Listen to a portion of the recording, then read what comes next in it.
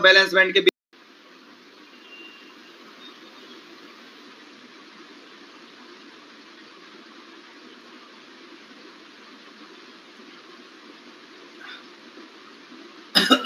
आनी चाहिए। AIR3 join किया है, तुम भी बेटा 36 लेकर आओ और अच्छी लेकर आओ। Okay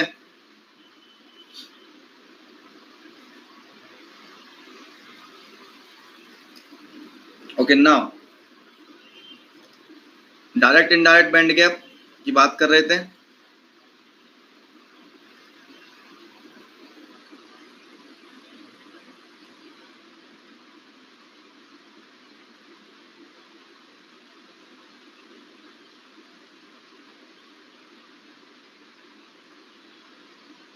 Yes, now maybe some problem may be there. Just we can wait. Okay. An academy hack. Don't write like that. Okay. अगर ऐसा लिखते हो आप तो एकदम से मतलब मेरे को लगता है सीरियसली ऐसा तो नहीं हो गया है। ओके, मतलब जो चीज रियल इशू लगा करे ना वो बोला करो, गड़बड़ हो जाती है। मैं ट्राई करता हूँ एक बार दोबारा क्लोज करके बंद करके फिर करता हूँ, ठीक है ना।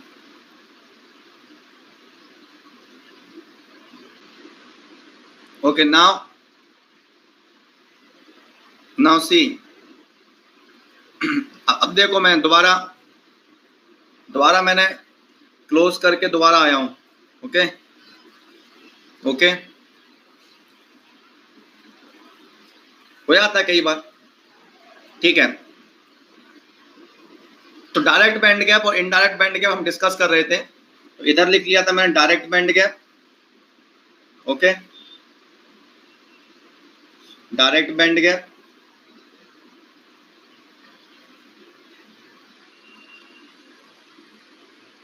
और इधर है ये आपका indirect band gap. Okay, direct band gap and indirect band gap. Okay, direct band gap example gallium arsenide, indirect band gap silicon comma germanium. Okay, ये लिखा था। तो ये देखा मैंने, ये कंडक्शन बैंड और ये बैलेंस बैंड, पैराबोलिक बैंड है, कंडक्शन बैंड और बैलेंस बैंड। अगर मैं इनको 3 डायमेंशन में देखूं तो ऐसे हैं, कटोरे ऐसे, just like flower. Okay, like that. Okay, downward ऐसा फ्लावर, अपवर्ड ऐसा फ्लावर। ओके, सो 3 डायमेंशनल है ये। ओके, अपने 1 डायमेंशन में देखा था बनाना, ठीक है। हाँ, direction only, not negative, direction. Okay,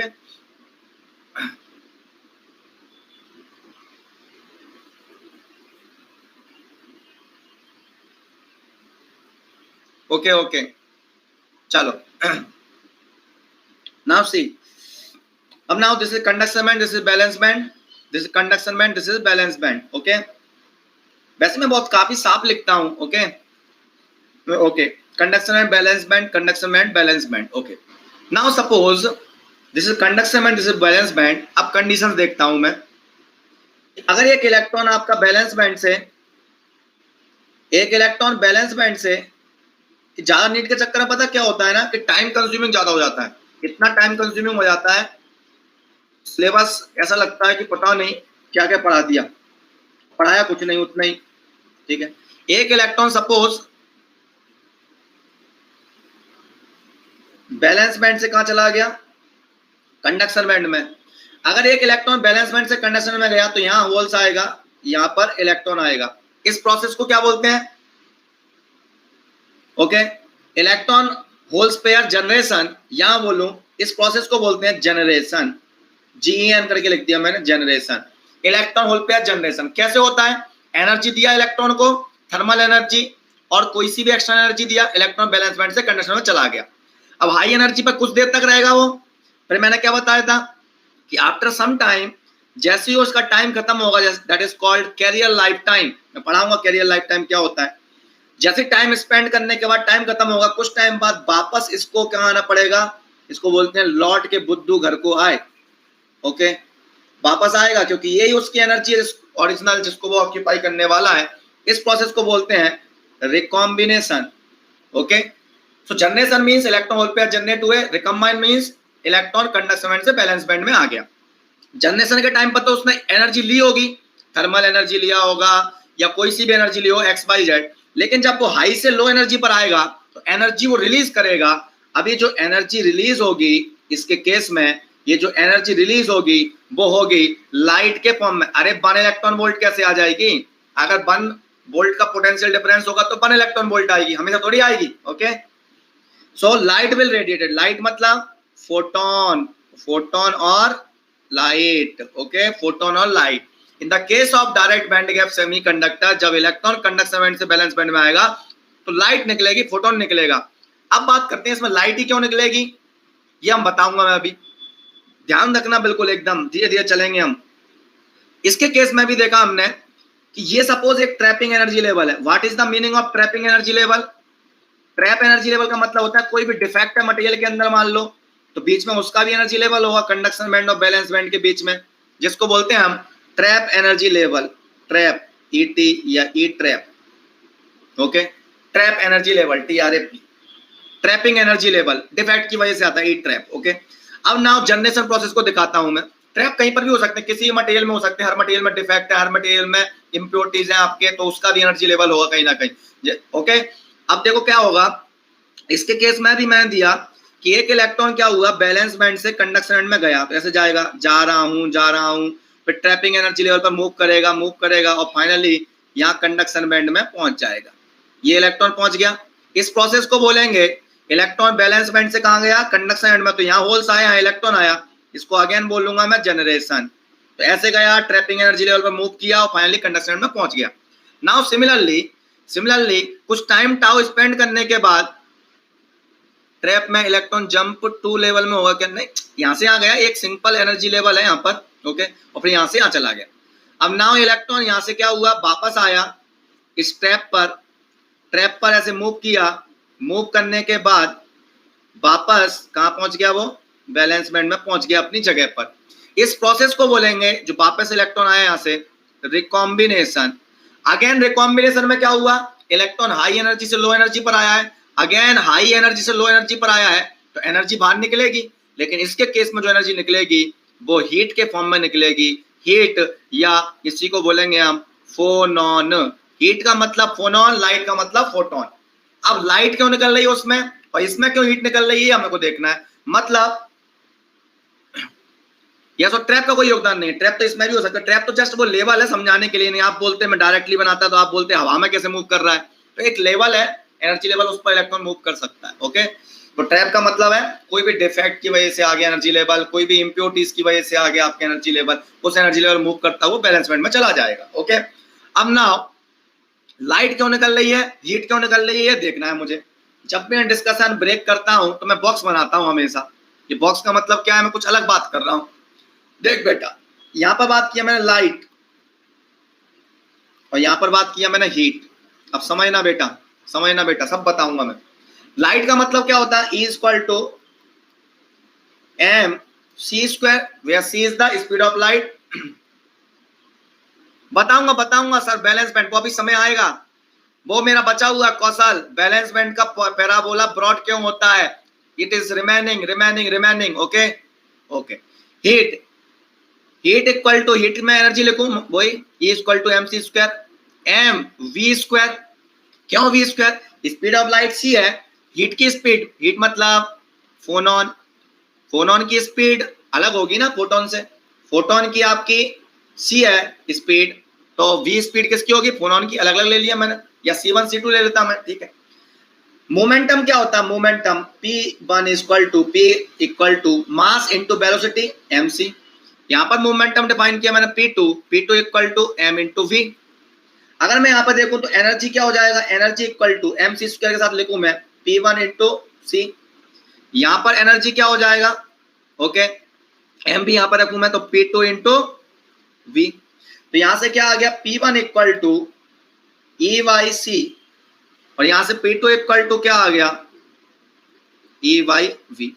energy में चेंज होता है तो मोमेंटम भी चेंज होता है। अगर मैं यहां पर डेल्टा लगा दूं, सपोज डेल्टा P1 तो यहाँ पर डेल्टा ई लिख सकता हूं मैं अपॉन सी। यहाँ पर डेल्टा P2 लिख दूं मैं, तो यहाँ पर मैं डेल्टा ई अपॉन वी लिख सकता हूं मैं। आपको पता है सी क्या होता है, much much greater than V होता है। Why C is much much greater than V, why C is much much greater than V. बताओ कोई। भैया स्पीड ऑफ लाइट तो सबसे ज्यादा है ना, लाइट की स्पीड से तो कुछ भी नहीं चल सकता। यस और नो, हीट वाला पार्टिकल कैसे चल सकता है? Are you getting it? C is much much greater than V, speed limit. Okay, C is much much greater than V. Suppose ये डेल्टा ई सेम है, ये बैंड गैप दोनों के सपोज सेम है, सपोज बैंड गैप दोनों के same है, और अगर सेम नहीं भी है बैंड गैप, तो बैंड गैप में डिफरेंस कितना आता है? गैलियम आर्सेनाइड का 1.43 होता है, सिलिकॉन का 1.21 होता है। तो एनर्जी में जो डिफरेंस है दोनों की, मैं मान लो दोनों की एनर्जी का चेंज देखूं मैं अलग, तो लगभग सेम है। कंडक्शन बैंड से बैलेंस बैंड का डिस्टेंस इन द इनडायरेक्ट और डायरेक्ट लगभग 1 इलेक्ट्रॉन वोल्ट के आसपास है। तो डेल्टा ई में इतना कोई सिग्निफिकेंट डिफरेंस नहीं है। आप डेल्टा ई1 डेल्टा ई2 मान लेता तब भी कोई दिक्कत नहीं। लेकिन C much much greater than B होता है। सी और बी में कम से कम जो 10 टाइम्स का डिफरेंस तो जरूर होगा definitely. Are you getting it? लेकिन बैंड गैप में इतना डिफरेंस नहीं होगा। तो डेल्टा ई दोनों जगह में मान लो लगभग सेम है, लेकिन C much much greater than B है। इसका मतलब क्या आएगा? Delta P2 is much much greater than क्या आएगा? डेल्टा P1, क्योंकि V स्मॉल है। यस और no? Meaning is that what is the conclusion of this? Large momentum change is associated with the phonon and small momentum change is associated with the light. तो note क्या हुआ? Note ये निकल के आया इसके निष्कर्ष, large momentum change is associated with what?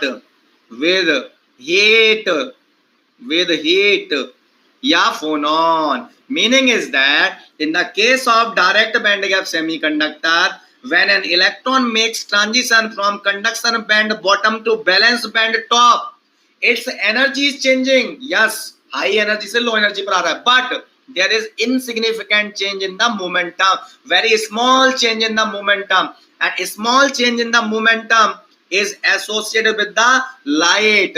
Hence, most of the energy is going outside in the form of light. Most of the energy is releasing in the form of light. Whereas in the indirect band gap semiconductor, when an electron makes transition from conduction band bottom to valence band top, its energy will change and momentum will change significantly. And this change in high energy and change in momentum, so momentum में change हो रहा है, this momentum change की वजह से, मतलब large change in the momentum is associated with the heat, hence इसमें heat के निकलने के चांस ज्यादा है। तो इनडायरेक्ट बैंड गैप में जो निकलती है एनर्जी, उस एनर्जी का most of the portion heat के फॉर्म में होता है। ओके, और जबकि डायरेक्ट बैंड गैप की बात करूं तो उसमें जो एनर्जी निकल रही होती है वो मोस्ट ऑफ द लाइट के फॉर्म में निकल रही होती है। कभी आपने कभी सोचा था ऐसा? डायरेक्ट पढ़ के आ जाते हो, this is why direct band gap में लाइट निकलती है और इनडायरेक्ट बैंड गैप में हीट निकलती है। सिंस डायरेक्ट बैंड गैप में लाइट निकल रही है, इसलिए उनको एलईडी एंड लेजर एप्लीकेशन में यूज करेंगे, दैट इज ऑप्टो इलेक्ट्रॉनिक्स। और सिलिकॉन जर्मेनियम को हम ऑप्टो इलेक्ट्रॉनिक्स में यूज नहीं करेंगे, एलईडी लेजर में यूज नहीं करेंगे, उनको जस्ट डायोड, बीजेटी, मॉसफेट वगैरह बनाने में हम यूज कर लेंगे। Okay, so meaning is that direct band gap में जो रिकॉम्बिनेशन है वो रेडिएटिव नेचर का है, यस और नो, और इनडायरेक्ट बैंड गैप का जो रिकॉम्बिनेशन है वो नॉन रेडिएटिव नेचर का है, हीट निकल रही है। ओके, ये दिखा दिया box, large momentum changes associated with heat. Okay, समझ में आया बेटा? ये मीनिंग है जिंदगी का।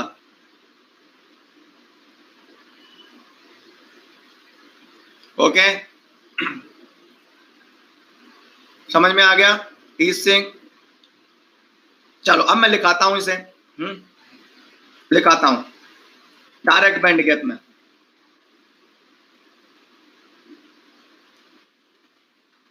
Okay, direct band gap, direct band gap. आप तो बस पेशेंस के साथ मेरी क्लास में बैठे रहो। मैं बोल रहा हूं आपको चैलेंज के साथ, आप ईडीसी में क्वेश्चंस बनाओगे, खुद नए क्वेश्चन फ्रेम करोगे, बता रहा हूं। ओके, और प्रैक्टिस कर ली तो मैं बता रहा हूं क्वेश्चन पूरे बन के ही आएंगे A to Z. Direct band gap, तो मैं बता रहा हूं in direct band gap semiconductor, अच्छी राइटिंग तो है मेरी, in direct band gap semiconductor valence band top and conduction band bottom occurs at same momentum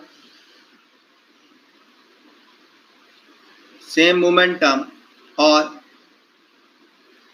same space vector. Okay,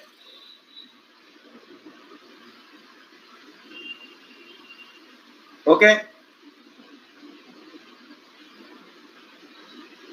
okay, okay. So in direct band gap semiconductor balance band top and conduction band occur at same momentum. Okay, therefore direct band gap में क्या हो रहा है? Therefore when an electron makes transition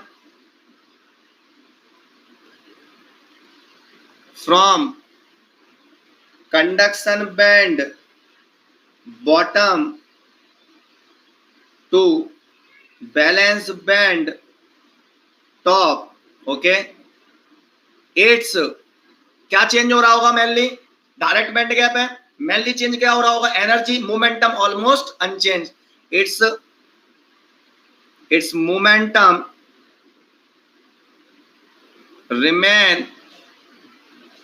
remain momentum remain almost unchanged, मतलब वो collide नहीं कर रहा। अच्छा बात तो है, what is the physical significance of momentum? Momentum change नहीं हो रहा तो बीच में उसका कॉलिजन नहीं हो रहा कहीं पर भी ट्रैपिंग से। ओके, ट्रैपिंग एनर्जी लेवल से कहीं से टकरा नहीं रहा, किसी डिफेक्ट से टकरा नहीं रहा, वो तो डायरेक्ट लाइट के फॉर्म में कन्वर्ट हो रहा है। और इनडायरेक्ट में वो 2-3 बार टकरा जाएगा बीच में, जब कंडक्शन बैंड से बैलेंस बैंड में आ रहा होगा तो, और टुकड़े टुकड़े में एनर्जी निकलेगी, और टुकड़े टुकड़े में एनर्जी का मतलब हीट के फॉर्म में निकलेगी। Okay, so it's momentum remain almost unchanged and change in energy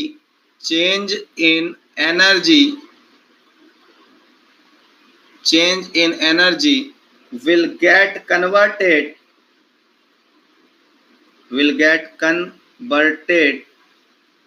into light. Light means photon के फॉर्म में लाइट निकल जाएगी। अब देखो लाइट निकल रही है इस रिकॉम्बिनेशन में, since light is coming out, hence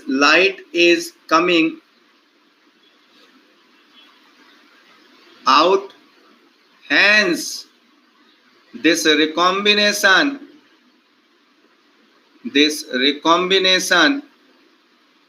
is radiative in nature। तो इसी को हम रेडिएटिव रिकॉम्बिनेशन इसीलिए बोलते हैं। क्या बोलते हैं इसको हम? Radiative recombination. क्यों बोलते हैं रेडिएटिव? रेडिएशन से निकल रही है, लाइट को रेडिएशन से बोलते हैं। Okay, since light is coming out hence this recombination is radiative in nature, radiative बोलेंगे। अब लाइट निकल रही है, रेडिएटिव है, hence direct band gap semiconductor, light निकल रही है, direct band gap semiconductors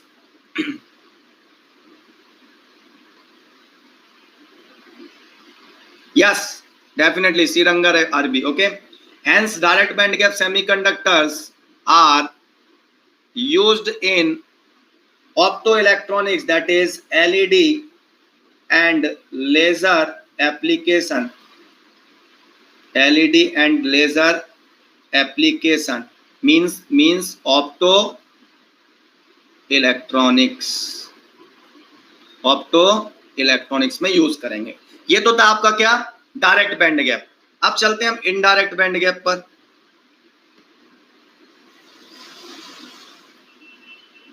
indirect band gap semiconductor,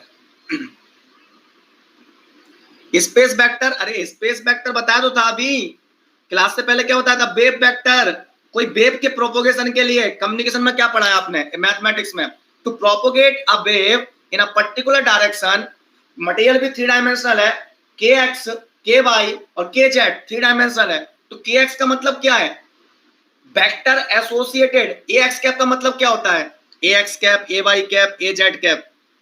आई जे के क्या होते हैं आपके वेक्टर एनालिसिस में? आई जे के वेक्टर ही तो होते हैं, स्पेस वेक्टर ही तो है आई जे के। ओके, ए एक्स, ए वाई, ए जेड मतलब एक्स डायरेक्शन में associate vector, unit vector. Okay, orthogonal vector, yes perfectly correct. तो दैट इज के एक्स, मीनिंग इज दैट अगर हम 3 डायमेंशन में पढ़ते हैं, आप ईएमटी पढ़ोगे, आपको के निकालना, तो K equal to under root K X square plus K Y square plus K Z square. निकालते हो? के निकालते हो? K equal to under root K X square plus K Y square plus K Z square. That is the K. Space vector, wave vector, propagation vector, propagation vector. Okay, उसमें क्या बात है? Okay, so indirect band gap semiconductor, in indirect band gap semiconductor, indirect band gap semiconductor, valence band top and conduction band bottom occur at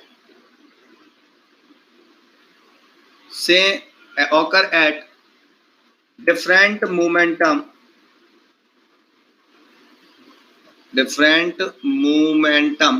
momentum means crystal momentum भी बोल सकते हैं इसे, और space vector, different space vector. Okay, occur at different momentum. Hence when an electron makes transition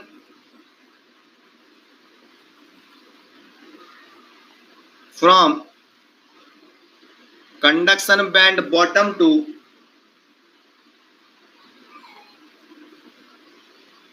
balance band top.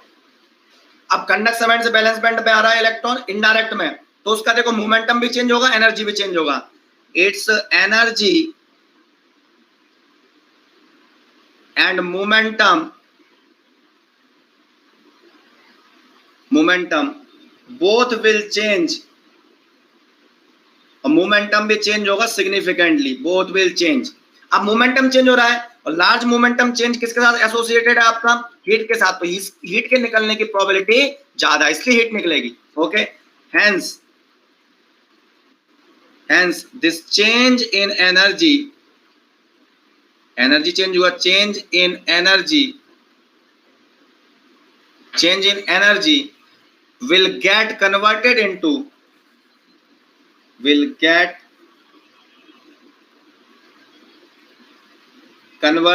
into heat means phonon। Okay, heat निकल रहा है। अब लाइट नहीं निकल रहा है, हीट निकल रहा है, तो इसको फिर आप एलईडी लेजर में कैसे यूज कर सकते हो? Since heat is coming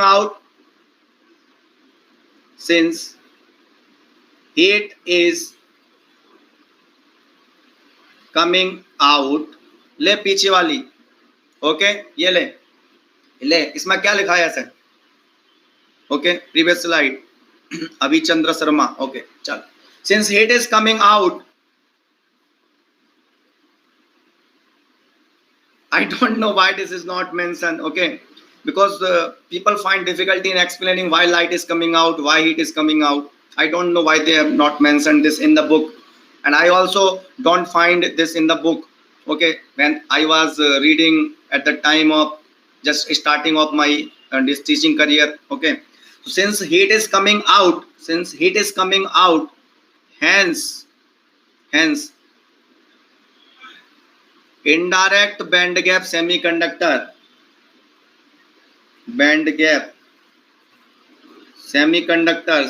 are not used in LED and laser optoelectronics. Okay, okay एक पेज में, हाँ स्टेटमेंट बैनर्जी में है, वो तो मेरी फेवरेट बुक है। ओके नाउ अब हीट आ रही है तो एलईडी लेयर में यूज नहीं हुआ, तो यूज कहां पर होता है? ये यूज होता है, ये सिलिकॉन जर्मेनियम जो इनडायरेक्ट है ये आपके यूज होते हैं,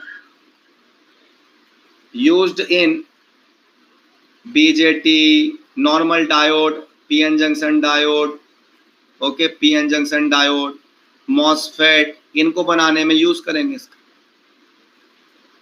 वाई ऐसा? ओके ऐसा इसलिए ठीक है, ओके ऐसा क्यों? ओके ऐसा क्यों?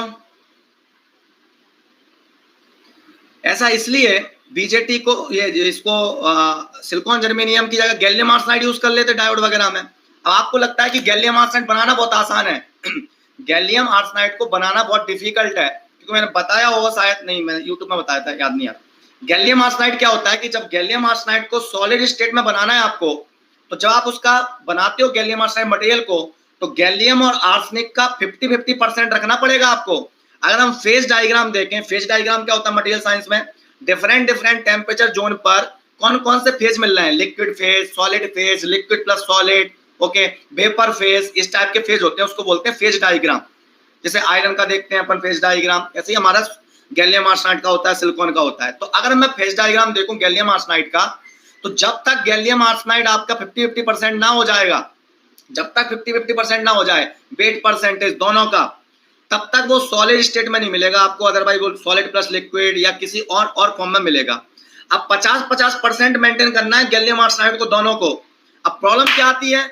आर्सेनिक का वेपर प्रेशर इतना ज्यादा है, वेपर प्रेशर इतना ज्यादा है आर्सेनिक का, इतना वॉलेटाइल है आर्सेनिक, कि जैसे ही उसको खुला छोड़ दिया ना गैलियम आर्सेनाइड को एकदम से बनाते समय, अगर वो मेल्टेड फॉर्म में है ओके उस टाइम पर, तो हल्की आर्सेनिक इवेपोरेट हो जाएगा तुम्हारा, तो आपका परसेंटेज क्या हो जाएगा? 50-50% से कम हो जाएगा, फिर से वो लिक्विड स्टेट में रह जाएगा, सॉलिड स्टेट में आएगा ही नहीं वो। तो आपको उसका मेंटेन रखने के लिए सीजेड प्रोसेस यूज नहीं करते, हम वहां पर करते हैं लिक्विड एनकैप्सुलेटेड सीजेड प्रोसेस। तो बहुत सोफिस्टिकेटेड इक्विपमेंट का यूज करते हैं गैलियम आर्सेनाइड को बनाने के लिए। तो बहुत थिक गैलियम आर्सेनाइड बनाना बहुत डिफिकल्ट है, इसलिए अगर गैलियम आर्सेनाइड का कोई डिवाइस भी बना रहे हैं ना, एलईडी भी बना रहे हैं हम, तो पहले हम सिलिकॉन की सबस्ट्रेट लेंगे, उसके ऊपर गैलियम आर्सेनाइड को ग्रो कराएंगे एपिटैक्सियली, और उस गैलियम आर्सेनाइड सबस्ट्रेट के अंदर, मटेरियल के अंदर हम एलईडी बनाएंगे, पीएन जंक्शन बनाएंगे एलईडी वाला। एलईडी भी एक पीएन जंक्शन है ना? तो गैलियम आर्सेनाइड का पीएन जंक्शन बनेगा, लेकिन नीचे सबस्ट्रेट कौन सी होगी? सिलिकॉन, मैकेनिकल स्ट्रेंथ प्रोवाइड करने के लिए। सो meaning is that gallium arsenide को बनाना इतना आसान नहीं है, इसलिए हम सिलिकॉन जर्मेनियम का जहां यूज कर सकते हैं वहां यूज कर लेते हैं, जैसे कि BJT, normal PN junction, MOSFET etcetera में। ठीक है, ओके ओके यस इतना कर। अरे बल्क में होता है ना कोई चीज, आईसी फैब्रिकेशन क्या होता है? एलईडी इसलिए सस्ती होती है क्योंकि आपका बल्क में हो रहा है फैब्रिकेशन, आपका एक एक नहीं बना रहा। एक कपड़ा सिलेंगे हम, दर्जी एक कपड़ा बनाता है तो महंगाई बढ़ती है, और वही कंपनी से बन के आता है वो चीज सस्ती हो जाती है। Okay, so used in BJT, MOSFET and PN junction diode. Now next, okay, since recombination में हीट निकल रही है, इसको नॉन रेडिएटिव रिकॉम्बिनेशन बोलेंगे। Since heat is coming out, since heat is coming out, तो इसको hence this recombination is recombination किसने बोला आईसी महंगी होती है? Hence this recombination is, गलत बोल रहे हैं वो जो लोग बोल रहे हैं। इस दुनिया में कोई भी चीज महंगी और सस्ती नहीं है। महंगी और सस्ती किस पर डिपेंड करती है? रेफरेंस पर।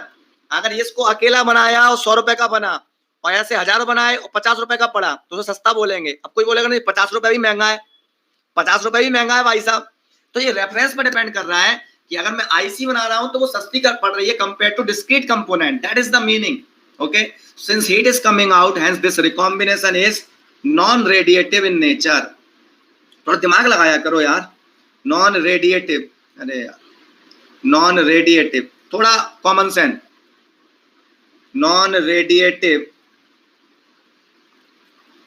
इन नेचर। ओके, नॉन रेडिएटिव है नेचर। ओके ना, ठीक है, चलो यहां तक आ गए हम। इसको क्या एप्लीकेशन है ये वो, राइट। अब बेटा ये बात करते हैं ये तो हो गया हमारा ऐसा, और बताऊंगा बैलेंस बैंड ब्रॉड क्या, कहीं नहीं भागूंगा, बताऊंगा समय आने पर, वक्त आने पर बता देंगे तुझे आसमा। ओके, सब बता देंगे, टेंशन मत ले। ठीक है, अब मैं डिफाइन करने वाला हूं कैरियर लाइफ टाइम। एक नई चीज डिफाइन करने वाला हूं, carrier life time. What is the meaning of carrier life time? Carrier life time, तो छोटे छोटे पॉइंट चलेंगे, छोटी छोटी चीजें समझेंगे हम, और बाद में वो फिर हमारी जिंदगी में काम आएंगी। Carrier life time, carrier life time, इसको रिप्रेजेंट करता हूं मैं टाउ से। Career life time,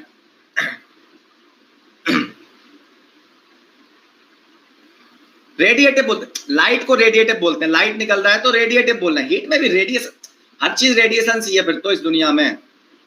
non radiative और रेडिएटिव का मीन्स क्या है? रेडिएटिव का मतलब जब लाइट निकल रही है, आपकी हीट कम है, तो उसको रेडिएटिव बोल रहे हैं। हम दिख रहा है उसको, देख पा रहे हैं हम उसको।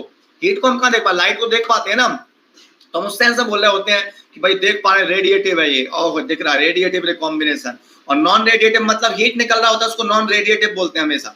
ओके, लो प्रीवियस स्लाइड, ये लो प्रीवियस स्लाइड। हाँ, फोन का रेडिएशन बोल कुछ भी रहते हैं। अब यहाँ पर डिफरेंशिएट करना था ना, एक में लाइट निकल रही है तो लाइट वाले को हम रेडिएटिव बोलते हैं। इलेक्ट्रॉन, हर सब्जेक्ट के हिसाब से पॉइंट ऑफ व्यू अलग है। अदरवाइज तो हम ईएम वेव भी रेडिएशंस है, हीट रेडिएशंस है, वेव भी है, सब कुछ है, मैकेनिकल रेडिएशंस है, मैकेनिकल वाइब्रेशंस है, हर चीज रेडिएशंस है। ओके, हर चीज रेडिएशन, मैं खुद बोल रहा हूँ, हीट भी रेडिएशंस है, बट यहाँ पर कंपैरेटिवली बोल रहे हैं। सो लाइट वाले केस को रेडिएटिव बोलेंगे, हीट वाले केस को नॉन रेडिएटिव बोलेंगे। लाइट वाले को इलेक्ट्रॉनिक्स में रेडिएशंस बोलते हैं। ठीक है, और सभी ईएम वेव है आपकी। ओके,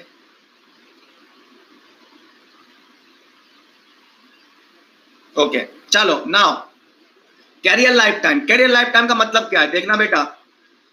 यहां से इलेक्ट्रॉन बैलेंस बैंड से कंडक्शन में गया, कंडक्शन में कुछ टाइम तक रहा, रहने के बाद वापस आया, होल से रिकम्बाइन किया। मतलब क्या हुआ, उतने जो टाइम स्पेंड किया ना कंडक्शन बैंड में बिफोर रिकॉम्बिनेशन, तो time spend by the charge particle before recombination, उसका कैरियर लाइफ टाइम होगा। जैसे कि हम लोग हैं, हम लोगों की जन्म हुआ, पैदा होके आ गए, अब 80 साल तक जिएंगे, मर जाएंगे, तो हमारा लाइफ टाइम कितना हो गया, 80 साल।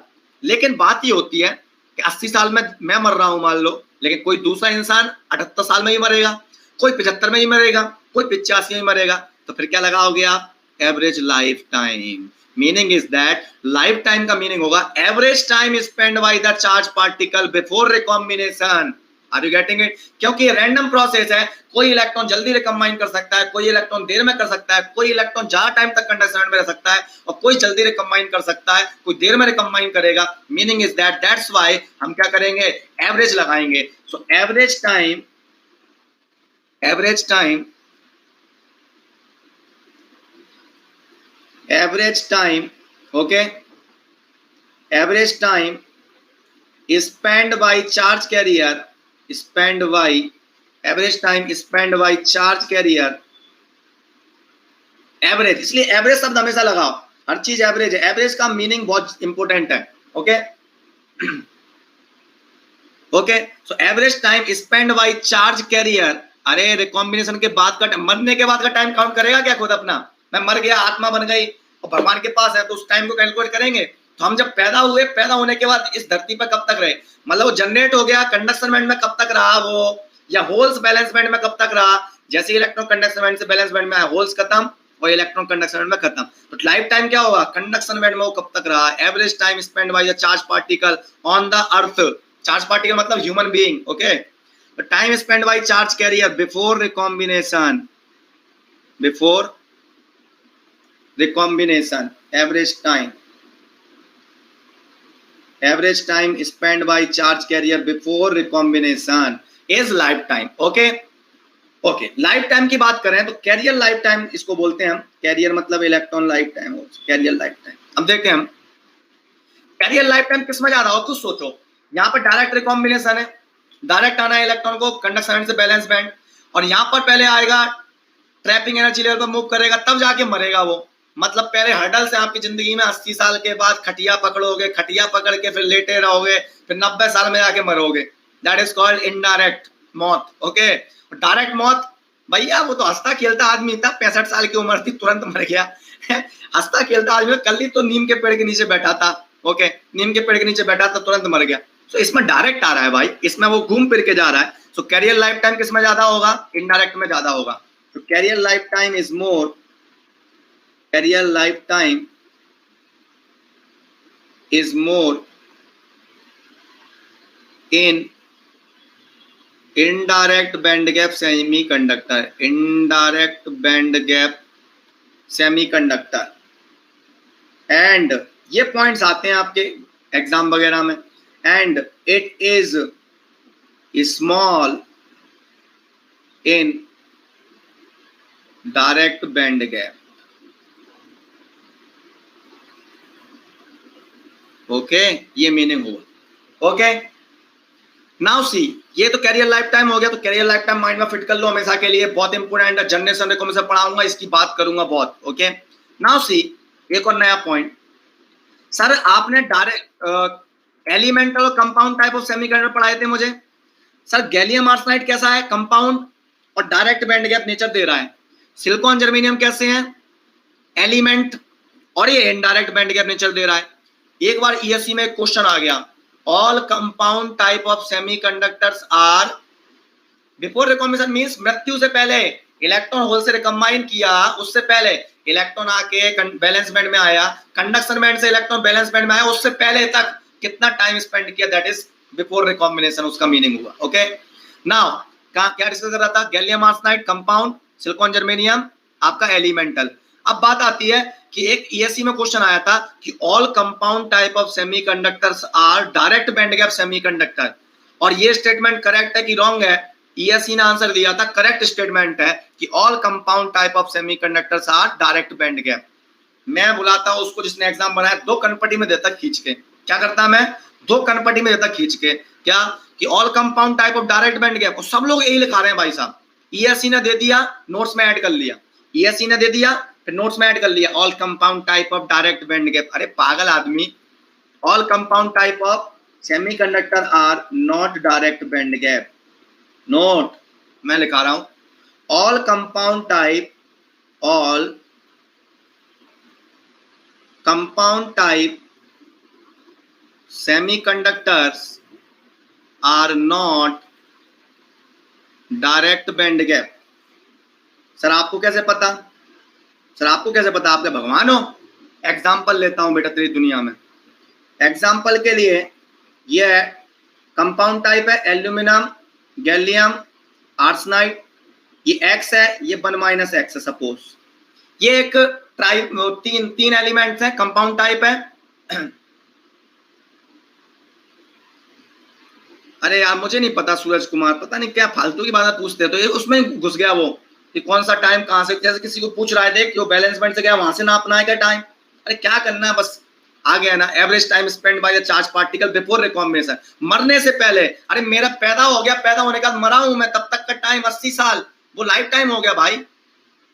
ओके, उसमें वही तो इलेक्ट्रॉन बैलेंस कंडक्शन बैंड से बैलेंस बैंड में आ रहा है, जैसे वो होल के पास पहुंचा रिकम्बाइन हुआ, तब तक का टाइम। यार क्लियर तो कितना, इससे ज्यादा क्लियर तो जिंदगी में कुछ हो ही नहीं सकता। ये कहां से डाउट आ गया जबरदस्ती का? अब देखो यहां पर, हाँ एल्यूमिनियम गैलियम आर्सेनाइड ट्राइवेलेंट है। ओके, छोड़ो भाई सूरज कुमार, ब्लॉक कर दूंगा मैं, क्योंकि आप स्टूडेंट नहीं हो, मुझे पता है, समझ में आ गया मेरे को, क्योंकि इतना सारा पढ़ाया, कहीं डाउट नहीं किया उसने, जबरदस्ती की बात पे कर रहा है, क्योंकि वो डाउट है ही नहीं। ओके, इसका डाउट है ही नहीं, मैं तुरंत ब्लॉक करूंगा, भले ही आप जेन्युइन हो।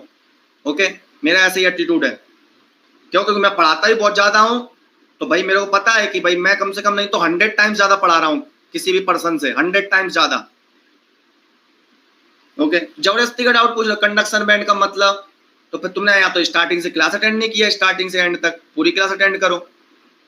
हमें इतना सब पता। Aluminium gallium arsenide 1 - X, X L arsenic. अब ये तीन मटेरियल है, इसमें तीन एटम्स हैं आपके, मतलब ट्राइवेलेंट है, ट्राइवेलेंट क्या बोल रहा हूँ, कंपाउंड टाइप ऑफ सेमीकंडक्टर है, 2 और मोर एलिमेंट्स हैं। अब देखो बेटा क्या होता है, 2 और मोर एलिमेंट्स हैं, तो सपोज देखना ये आर्सेनिक है, आर्सेनिक का वेट परसेंटेज मैंने अलग रखा, एल्यूमिनियम और गैलियम दोनों को मिलाऊं, अगर दोनों को ऐड करूं तो X से X cancel, 1 - X plus X 1 हो जाएगा। मतलब एल्यूमिनियम और गैलियम दोनों को मिला के मैंने 100% मारा। अब X की वैल्यू क्या है? X का मतलब है वेट परसेंट, मोलर फ्रैक्शन। अगर X की वैल्यू मैंने कुछ रखी, मान लो 0 रखी, x की वैल्यू 0 का मतलब क्या होगा, गैलियम 0 अमाउंट हो गया और एल्यूमिनियम 100 अमाउंट हो गया। तो मतलब एल्यूमिनियम गैलियम आर्सेनाइड में आर्सेनिक का अलग रख दिया मैंने, जो भी परसेंटेज है उसको भूल जाओ। अब मैं एल्यूमिनियम और गैलियम पर फोकस कर रहा हूँ। x इक्वल टू 0 मतलब गैलियम नहीं है, केवल और केवल एल्यूमिनियम है। x इक्वल टू 1 कर दिया मैंने तो एल्यूमिनियम 0, केवल गैलियम गैलियम है। मतलब अगर मैं x इक्वल टू 1 रख दूं तो ये गैलियम आर्सेनाइड बन जाएगा, x इक्वल टू 0 रख दूं तो एल्यूमिनियम आर्सेनाइड बन जाएगा ये। अब ये कंपाउंड टाइप है, ठीक है, ये कंपाउंड टाइप है। अब आदमी क्या बोलेगा कि ये कंपाउंड टाइप है तो ये डायरेक्ट बैंड गैप होना चाहिए, डायरेक्ट बैंड गैप होना चाहिए, बट ऐसा नहीं है। इस सेमीकंडक्टर में ये आता है, अगर प्रैक्टिकली देखें, x की वैल्यू मैं 0.38 से ज्यादा ले लूं, x की वैल्यू 0.38 से ज्यादा ले लूं तो ये बन जाएगा direct band gap, direct band gap की तरह बिहेव करेगा।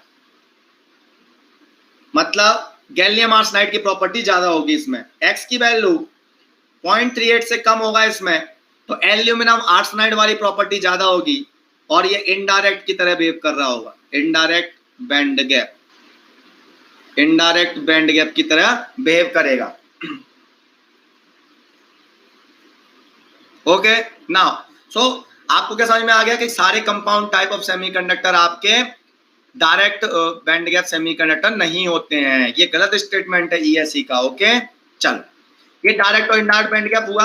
अब हम चलते हैं अपनी जर्नी पर। ये देखो, ये पूरा का पूरा direct band gap indirect band gap हुआ पूरा, इसमें सारे के सारे थ्योरेटिकल पॉइंट है वो अपन ने सारे के सारे समझे हैं, अदरवाइज रटते हैं लोग बात। ओके ठीक है, चलो नाउ आगे बढ़ते हैं हम, आगे बढ़ते हैं, आगे बढ़े हम तो आगे बढ़ने वाला हूं मैं इंट्रिंसिक सेमीकंडक्टर को डिटेल में पढ़ने वाले हैं, intrinsic and extrinsic semiconductor. Okay now we will discuss intrinsic silicon. So intrinsic silicon हमने ग्रो कर लिया सीजेड प्रोसेस के थ्रू, क्रिस्टलाइन सिलिकॉन मिल गया। अब इंट्रिंसिक सिलिकॉन दिखता कैसे है, अब देखते हैं हम इंट्रिंसिक सिलिकॉन।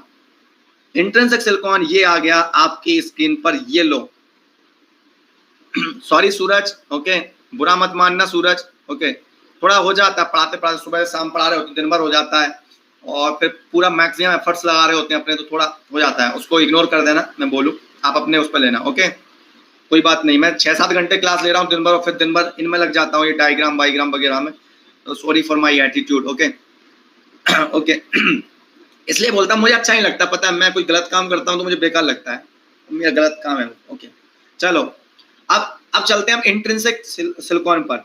तो इंट्रिंसिक सेमीकंडक्टर, इंट्रिंसिक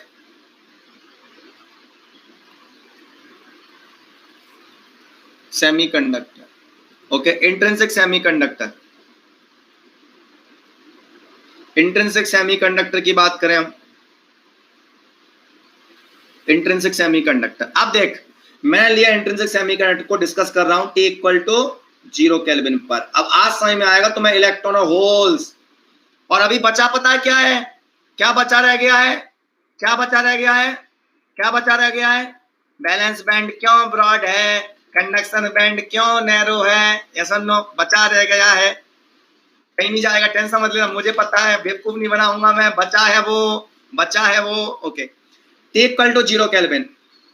अब देख this diagram is nothing but a two dimensional crystal lattice of silicon. Two dimensional का मतलब, 2-डायमेंशनल क्रिस्टल लैटिस का मतलब क्या हुआ, अब 3-डायमेंशनल मटेरियल तो हमेशा 3-डायमेंशनल होता है, उसकी 2-डायमेंशनल पिक्चर बना रहा हूं मैं। सिलिकॉन के आउटर ऑर्बिट में कितने इलेक्ट्रॉन भैया, 4। बाकी पड़ोसी सिलिकॉन एटम्स भी होंगे, उनके आउटर ऑर्बिट में कितने इलेक्ट्रॉन भैया, 4। इसके पास चार्ज, उसके पास भी चार्ज, अगर दोनों बॉन्डिंग बनाएंगे तो सिलिकॉन पहला वाला क्या बोलेगा, मेरे पास 4 इलेक्ट्रॉन, तू अपने 4 इलेक्ट्रॉन मुझे दे, मुझे दे, मेरे को ऑक्टेट कंप्लीट करना है। दूसरा वाला क्या बोलेगा, मैं क्यों दूं, मैं भी तो सिलिकॉन हूं, तो मेरे को 4 इलेक्ट्रॉन दे दे, बोलेगा नहीं मैं भी नहीं दूंगा। अरे यार ना तो तू दे रहा है ना मैं दे रहा हूं, एक काम कर, हाथ मिलाते हैं, शेयरिंग करते हैं अपन दोनों इलेक्ट्रॉन्स की, तेरे भी 8 हो जाएंगे मेरे भी 8 हो जाएंगे, ठीक है, मतलब हुए किसी के नहीं 8, उस पर तेरा भी हक होगा 4 इलेक्ट्रॉन पर, मेरा भी हक होगा, मेरे इलेक्ट्रॉन भी तेरे हो गए, तेरे इलेक्ट्रॉन भी मेरे हो गए, that is called covalent bond. तो सिलिकॉन का यहाँ पर बात करूं, सेंट्रल सिलिकॉन एटम के आउटर ऑर्बिट में 4 इलेक्ट्रॉन थे, ये देखो ये 4 इलेक्ट्रॉन, 1 2 3 4, ये सिलिकॉन एटम है बगल में, ये सिलिकॉन एटम है, ये सिलिकॉन एटम है, ये सिलिकॉन एटम, इसके भी 4 इलेक्ट्रॉन, इसके भी 4 इलेक्ट्रॉन्स, इसके भी 4 इलेक्ट्रॉन्स, इसके भी 4 इलेक्ट्रॉन्स, इसके भी 4 इलेक्ट्रॉन्स, इसके भी 4 इलेक्ट्रॉन, सबके 4 है। ये बना लिया कोवलेंट बॉन्ड। कोवलेंट बॉन्ड को ऐसे रिप्रेजेंट कर देते हैं, covalent bond, covalent bond, covalent bond, covalent bond, covalent bond, covalent bond, covalent bond, covalent bond, covalent bond, dash covalent bond, covalent bond, covalent bond, covalent bond, covalent bond, covalent bond, covalent bond, covalent bond. This bond is covalent bond. Covalent bonding silicon में क्या पाई जाती है? Silicon germanium में covalent bonding. Okay, ठीक है sir, ये covalent bond है, ये 2 डायमेंशनल लेटिस बना दिया आपने, स्ट्रक्चर बना दिया, 2 डायमेंशनल स्ट्रक्चर बना दिया, ठीक है, 2 डायमेंशनल स्ट्रक्चर है। ओके सर, ये बीच में ये क्या है?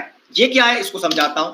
अब मैंने क्या बताया? Crystalline material. क्रिस्टलाइन का मतलब perfect arrangement of the atom है 3 डायमेंशनल व्यू में। ओके, अब बेटा देख मन की बातों से, आंखों से, 4 बॉल खरीद के लेकर आज तुरंत मार्केट से, 4 प्लास्टिक की बॉल्स खरीद के लेकर आ, चारों को पास पास लेकर आ, जितनी पास आ सकती हैं। बीच में क्या दिख रहा है तेरे को? बीच में क्या दिख रहा है? 4 नहीं 8 लेकर आ, 4 रख, 4 के पीछे 4 लिख। बीच में क्या दिख रहा है आपको? ये दिख रहा है ना ईंट का, ये खेलते ताश खेलते हो, ताश में ऐसा पत्ता होता है ना, इस टाइप का दिख रहा है, ऐसा ना ताश का पत्ता, ईंट का, है ना। ओके चलो, ईंट बोलते हैं हिंदी में उसे, वो पता नहीं तुम इंग्लिश में क्या बोलते हो, मैं हिंदी वाला हूँ ताश खेल। ओके ओके, तो ये गैप दिख रहा है, वही है। अब देख बेटा, इमेजिनेशन बढ़ा, इमेजिनेशन बढ़ा कि मैं बॉल्स को अरेंज कर दूं 3 डायमेंशनल में, बॉल को अरेंज कर दूं 3 डायमेंशनल में, तो क्या दिखेगा बेटा? बॉल्स को अरेंज कर दूं मैं 3 डायमेंशनल में, 1 2 3 4, 1 2 3 4, 1 2 3 4, 1 2 3 4, 1 2 3 4, 1 2 3 4, 1 2 3 4, 3 डायमेंशनल में अरेंज कर दिया, 3 डायमेंशनल में अरेंज कर दिया। बॉयड मत बोल, बॉयड मत बोल, 3 डायमेंशनल में मैंने अरेंज कर दिया। तो क्या दिख रहा है मेरे को? क्या दिख रहा है बेटा? यहां से देखूं मैं, क्योंकि अब क्रिस्टलाइन है, यहां से देखा गैप दिख रहा है, बगल से और देखा गैप दिख रहा है, नीचे से और देखा गैप दिख रहा है, नीचे से और देखा गैप दिख रहा है, इधर से देखा गैप दिख रहा है, इधर से देखा गैप दिख रहा है, गैप मैं नहीं दिख रहा मतलब, लेकिन गैप तो दिख रहा है, मैं नहीं दिख रहा, गैप दिख रहा है, क्योंकि 3 dimensional cubic 3 dimensional crystal structure का मतलब क्या होता है? कहीं से भी देखूं मैं, कहीं से भी देखूं, मेरे को वो गैप जरूर दिख रहा होगा, मेंटेन होगा 3 डायमेंशनल में, बिल्कुल एकदम। Are you getting it? Mention है ना। ओके, बिल्कुल आपका गैप दिख रहा होगा, इधर से देखूं, इधर से देखूं, इधर से देखूं, इधर से देखूं, कहीं से ऊपर से देखूं, नीचे से देखूं, मेरे को 3 डायमेंशन में देखूं, वो इंटर एटॉमिक स्पेस दिख रहा होगा। इसको बोलते हैं इंटर एटॉमिक गैप और inter atomic spacing. Okay, interstitial मत बोल, अभी इंटरस्टिशियल स्पेस बोल दें। ओके, कोई दिक्कत नहीं, interstitial correct. Okay, interstitial space, inter atomic gap, बात बराबर है, इंटरस्टिशियल बोल दो। ओके, या इंटर एटॉमिक गैप बोल दो, इंटर एटॉमिक स्पेसिंग बोल दो, ये बोल दिया मैंने, ठीक है। अगर मैं इसका एनर्जी बैंड डायग्राम बनाऊं, इस सेमीकंडक्टर का एनर्जी बैंड डायग्राम, तो कैसे बनेगा? Valence band, conduction band, valence band, conduction band, valence band, conduction band, valence band, conduction band बना लिया। All electrons are in the valence band, T = 0 kelvin में बात किया मैंने, T = 0 केल्विन, सारे इलेक्ट्रॉन बैलेंस बैंड में। अब मैंने मान लो इसमें बैटरी लगा दिया, बैटरी लगाने से क्या हुआ? मटेरियल के अंदर क्या प्रोड्यूस होगी? आपकी इलेक्ट्रिक फील्ड। चल मैंने ये बना दिया कि मटेरियल के अंदर ये पाई जा रही होगी electric field, but electric field पाई जा रही है, लेकिन सारे के सारे इलेक्ट्रॉन्स किसमें? आपके कोवलेंट बॉन्ड में। कोवलेंट बॉन्ड का मतलब क्या होता है? अब वो समझो, इस इलेक्ट्रॉन पर इस सिलिकॉन का भी हक है, साथ ही साथ इस इलेक्ट्रॉन पर इस सिलिकॉन की भी नियत है। यस और नो? ये सिलिकॉन इस पर नियत किए हुए, नियत खराब है इसकी, तो इस सिलिकॉन का भी हक है इस इलेक्ट्रॉन पर, इस सिलिकॉन का भी हक है इस इलेक्ट्रॉन पर। Meaning is that covalent bond का इलेक्ट्रॉन है ना, वो दोनों सिलिकॉन से बॉन्डेड है, मतलब ये टाइटली बॉन्ड इलेक्ट्रॉन है। अब T = 0 केल्विन पर आपने इतनी एनर्जी तो दी नहीं, कोई एनर्जी नहीं है, तो वो इलेक्ट्रॉन कोवलेंट बॉन्ड से बाहर नहीं निकल पाएगा। या मैं बोलूं, ये सिलिकॉन का एटम है, इलेक्ट्रॉन मूव कर रहा है आउटर ऑर्बिट में, दूसरा सिलिकॉन है, उसके आउटर ऑर्बिट में इलेक्ट्रॉन मूव कर रहा है, दोनों इलेक्ट्रॉन पर कूलम्बिक फोर्स लग रहा है, दोनों सिलिकॉन के एटम का। दोनों सिलिकॉन एटम बोल रहे हैं मेरा कूलम्बिक फोर्स भी तुझे नहीं जाने देगा, ये भी बोल रहा है मेरा कूलम्बिक फोर्स तुझे बाहर नहीं जाने देगा, इंटर एटॉमिक गैप में नहीं जाने देगा। ठीक है, तो इलेक्ट्रॉन सारे के सारे आपके कोवलेंट बॉन्ड में पाए जा रहे हैं, कोई इलेक्ट्रॉन आपका इंटर एटॉमिक गैप में नहीं है, कोई इलेक्ट्रॉन इंटर एटॉमिक गैप में नहीं है, इंटरस्टिशियल स्पेस में नहीं है। ओके ओके ओके, नाउ यहां पर देखो सारे इलेक्ट्रॉन बैलेंस बैंड में। अब T = 0 केल्विन की बात कर रहा हूं, तो सारे इलेक्ट्रॉन बैलेंस बैंड में, या मैं बोल दूं सारे इलेक्ट्रॉन कोवलेंट बॉन्ड में। अब इलेक्ट्रिक फील्ड है, इलेक्ट्रॉन जाना चाहेगा, ये इलेक्ट्रिक फील्ड है, इलेक्ट्रॉन यहां से यहां जाना चाहेगा, लेकिन जा नहीं पाएगा। तीसरी बार डिस्कशन हो रहा है, ये इलेक्ट्रॉन यहां से यहां जाना चाहता है, मैं जाऊंगा, इलेक्ट्रिक फील्ड लगा है ऐसा, मेरे पास फोर्स लग रहा है ऐसे, मैं जाऊंगा, लेकिन वहां पर इलेक्ट्रॉन ऑलरेडी अवेलेबल है, यहाँ इलेक्ट्रॉन ऑलरेडी अवेलेबल है, ये इलेक्ट्रॉन भाई फोर्स लग रहा है इधर की साइड, मैं जाऊंगा, लेकिन नहीं नहीं नहीं मैं नहीं जा पाऊंगा, ऑलरेडी इलेक्ट्रॉन अवेलेबल है। सिमिलरली यहां से यहां नहीं जा पाएगा। सारे ये फील्ड है, कोई इलेक्ट्रॉन कंडक्शन में नहीं है। करंट कितना फ्लो होगा? No free electron is moving, current is equal to 0, conductivity equal to 0। Meaning is that it is acting as insulator at T equal to 0 Kelvin. At T equal to 0 Kelvin, it is acting as insulator. No electron is available free. और बेटा मैंने क्या बताया था, ध्यान है तुम्हें? ये एनर्जी बैंड डायग्राम एग्जैक्ट बने हैं कि एक्सप्लेनेशन के पर्पस से बनाए हैं? ये एग्जैक्ट है कि एक्सप्लेनेशन पर्पस से? एक्सप्लेनेशन पर्पस से बताया था मैंने। अदरवाइज क्या होगा, बाद में पढ़ाऊंगा। बैटरी लगेगा तो एनर्जी बैंड टिल्ट होंगे तेरे, टिल्ट होंगे थोड़े, टिल्ट पढ़ाऊंगा, इंक्लाइंड पढ़ाऊंगा, कि जस्ट समझाने के लिए इंक्लाइंड बनेंगे तेरे एग्जैक्टली। ओके ओके ना, नेक्स्ट चलता हूं 300 केल्विन पर। 300 केल्विन पर देखता हूं कि इसकी जिंदगी कैसी होगी। नाउ सी एट 300 केल्विन, मैं अब 300 केल्विन पर चला गया, रूम टेम्परेचर पर। रूम टेम्परेचर पर क्या हुआ? 300 केल्विन है, तो अब क्या होगा? 300 kelvin, oscillation of atom. Oscillate करेंगे एटम तो बॉन्ड स्ट्रेच होंगे, और बॉन्ड क्या हो सकता है? ब्रेक हो सकता है भैया। क्या हो सकता है? Bond break. यहां बोलूं इलेक्ट्रॉन जो बैठा हुआ है कोवेलेंट बॉन्ड में, उसको टेम्परेचर के थ्रू एनर्जी मिलेगी, तो वो कोवेलेंट बॉन्ड से बाहर जाने की कोशिश करेगा, ब्रेक करेगा। सपोज ये वाला कोवेलेंट बॉन्ड ब्रेक हो गया, सर यही क्यों ब्रेक हुआ? और भी तो हो सकते हैं। हाँ, मैं समझाने के लिए एक को दिखा रहा हूं, बाकी 8, 10, 15, 20 कितने भी कोवेलेंट बॉन्ड ब्रेक कर सकते हो, डिपेंडिंग ऑन जिस इलेक्ट्रॉन को उतनी एनर्जी मिल जाए। जितनी एनर्जी से न्यूक्लियस उसको खींचे हुए है, उससे ज्यादा एनर्जी मिल जाएगी, इलेक्ट्रॉन कोवेलेंट बॉन्ड से बाहर निकल जाएगा। ठीक है, चल फिर भी अगर एक मटेरियल की बात करूं, एक मटेरियल है, ये रूम के अंदर रखा हुआ है बेटा, नहीं इसके अलावा कुछ दूसरा मटेरियल लेता हूं। चल ये ले लिया, चल इसको सॉलिड मटेरियल मान। बता इसके सरफेस का टेम्परेचर ज्यादा होगा कि इसके अंदर का टेम्परेचर ज्यादा होगा? ये मटेरियल लगा हुआ है और इंटरेक्ट कर रहा है ये किससे? बाहर के सराउंडिंग से, तो सराउंडिंग का टेम्परेचर अलग होगा। अगर मैं टेम्परेचर बढ़ाऊं रूम का टेम्परेचर बढ़ाऊं, तो सरफेस पर टेम्परेचर ज्यादा होगा, और सरफेस से अंदर जाऊंगा, भीतर की साइड जाऊंगा, तो टेम्परेचर अलग होगा। मतलब क्या होगा बेटा? हर कोवेलेंट बॉन्ड को अलग अलग टेम्परेचर मिल रहा होगा। तो कुछ कोवेलेंट बॉन्ड ब्रेक हो जाएंगे जिनको उतनी एनर्जी मिल जाएगी, और अंदर की साइड के कोवेलेंट बॉन्ड अभी भी ब्रेक नहीं होंगे। तो इसीलिए किसी पर्टिकुलर टेम्परेचर पर कुछ कोवेलेंट बॉन्ड ब्रेक होते हैं, कुछ नहीं होते आपके। सो मीनिंग इज दैट ये कोवेलेंट बॉन्ड सपोज आपका ब्रेक हुआ। अब ये कोवेलेंट बॉन्ड ब्रेक हुआ भगवान की कृपा से। कोवेलेंट बॉन्ड ब्रेक होने से यहाँ पर क्या थे? पहले 2 इलेक्ट्रॉन थे, एक इलेक्ट्रॉन कोवेलेंट बॉन्ड को ब्रेक करके कोवेलेंट बॉन्ड से बाहर पहुंच गया, और ये आ गया यहाँ, ये आ गया बदमाश बच्चा, यहाँ पर आ गया। ओके, और यहाँ पर क्या आ गई? वैकेंसी, या मैं बोल दूं hole. Are you getting it? बाद में मिटा दूंगा मैं समझाने के बाद। होल्स आ गया। अब देख बेटा, ये वैकेंसी आ गई इंटरएटॉमिक गैप में, या एनर्जी बैंड डायग्राम में बोलूं, सारे इलेक्ट्रॉन यहाँ थे, यहाँ थे, यहाँ थे, यहाँ थे। इलेक्ट्रॉन कहां से कहां चला गया? ठीक है, इसलिए इलेक्ट्रॉन अब यहाँ से यहाँ चला गया, बैलेंस बैंड से कंडक्शन बैंड। यहाँ आ गई वैकेंसी, यहाँ आ गया इलेक्ट्रॉन। अब इलेक्ट्रॉन कंडक्शन बैंड में इलेक्ट्रिक फील्ड लगा हुआ है। अब इलेक्ट्रिक फील्ड लगा हुआ है, पहले यहाँ समझाऊंगा क्योंकि ये पहले पढ़ चुके हैं। ये इलेक्ट्रॉन यहाँ से यहाँ जाएगा, यहाँ इलेक्ट्रॉन आ जाएगा तो यहाँ आएगी वैकेंसी। फिर एक इलेक्ट्रॉन यहाँ से यहाँ आएगा, यहाँ आएगी वैकेंसी। फिर एक इलेक्ट्रॉन ये वायर के थ्रू यहाँ से यहाँ आएगा। इलेक्ट्रॉन जब यहाँ से यहाँ आएगा तो यहाँ पर इलेक्ट्रॉन फिर आना भी चाहिए। यहाँ से यहाँ इलेक्ट्रॉन चला गया तो बैटरी को इलेक्ट्रॉन देना पड़ेगा, बैटरी को इलेक्ट्रॉन देना पड़ेगा, तो यहाँ से इलेक्ट्रॉन आना पड़ेगा। सो ये वाला इलेक्ट्रॉन आपका एग्जैक्टली आ रहा होगा। ये इलेक्ट्रॉन आया ऐसे ऐसे ऐसे ऐसे ऐसे ऐसे ऐसे ऐसे ऐसे ऐसे ऐसे ऐसे, बैलेंस बैंड में इलेक्ट्रॉन मूव करने लगा। एक इलेक्ट्रॉन बैलेंस बैंड में मूव करने लगा, ठीक है, अच्छी बात है। मैं नेक्स्ट पेज पर लिखूंगा कि बैलेंस बैंड में इलेक्ट्रॉन मूव कर रहा है। इलेक्ट्रिक फील्ड कैसा है सिस्टम के अंदर? Electric field right to left direction में है। Okay, right to left direction में। ओके, इलेक्ट्रिक फील्ड तो इलेक्ट्रॉन मूव कर रहा है, एक इलेक्ट्रॉन मूव कर रहा है। ये इलेक्ट्रॉन है जो कि मूव कर रहा है आपका कहां पर? इलेक्ट्रिक फील्ड के अपोजिट डायरेक्शन मूव करता है, वो भी बैलेंस बैंड में। इलेक्ट्रॉन मूव कर रहा है बैलेंस बैंड में, तो करंट कैसा आएगा? करंट आएगा इलेक्ट्रॉन के अपोजिट डायरेक्शन में। इसको बोलेंगे हम I1 बोल देता हूं मैं, current due to electron, electron is moving in the valence band.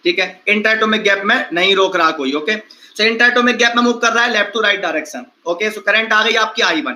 So interatomic gap में इलेक्ट्रॉन मूव कर रहा है या कंडक्शन बैंड में मूव कर रहा है, बात बराबर है। इंटरएटॉमिक गैप में इलेक्ट्रॉन का मोशन या एनर्जी बैंड डायग्राम के थ्रू दिखाऊं तो कंडक्शन बैंड में इलेक्ट्रॉन का मोशन, बात बराबर है।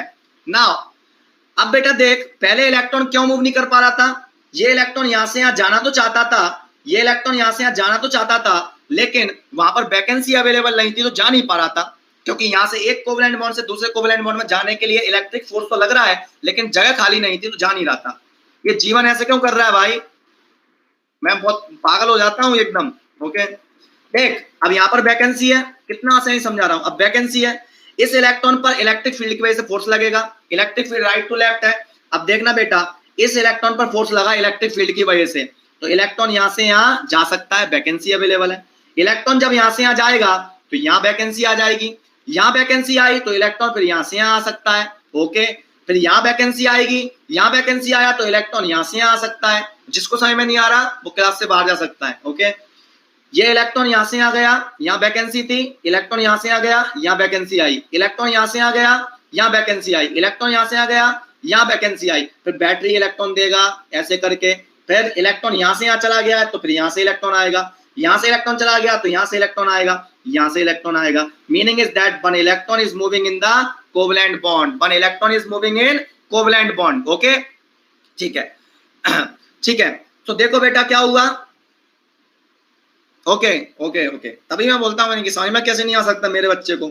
यहां से यहां इलेक्ट्रॉन पहुंचा। अब देखना बेटा, एक इलेक्ट्रॉन मूव कर रहा है इंटरएटॉमिक गैप में, यहां बोलूं कंडक्शन में मूव कर रहा है। एक इलेक्ट्रॉन मूव कर रहा है कोवेलेंट बॉन्ड में, यहां बोलूं एक इलेक्ट्रॉन मूव कर रहा है बैलेंस बैंड में। अब समझना बेटा बात को, ये इलेक्ट्रॉन जब यहां से यहां जा रहा होगा बेटा, जब ये यहां से यहां जा रहा होगा, यहां से यहां, ये यहां से यहां, तो ये इलेक्ट्रॉन किसका है? सिलिकॉन का इलेक्ट्रॉन है ना।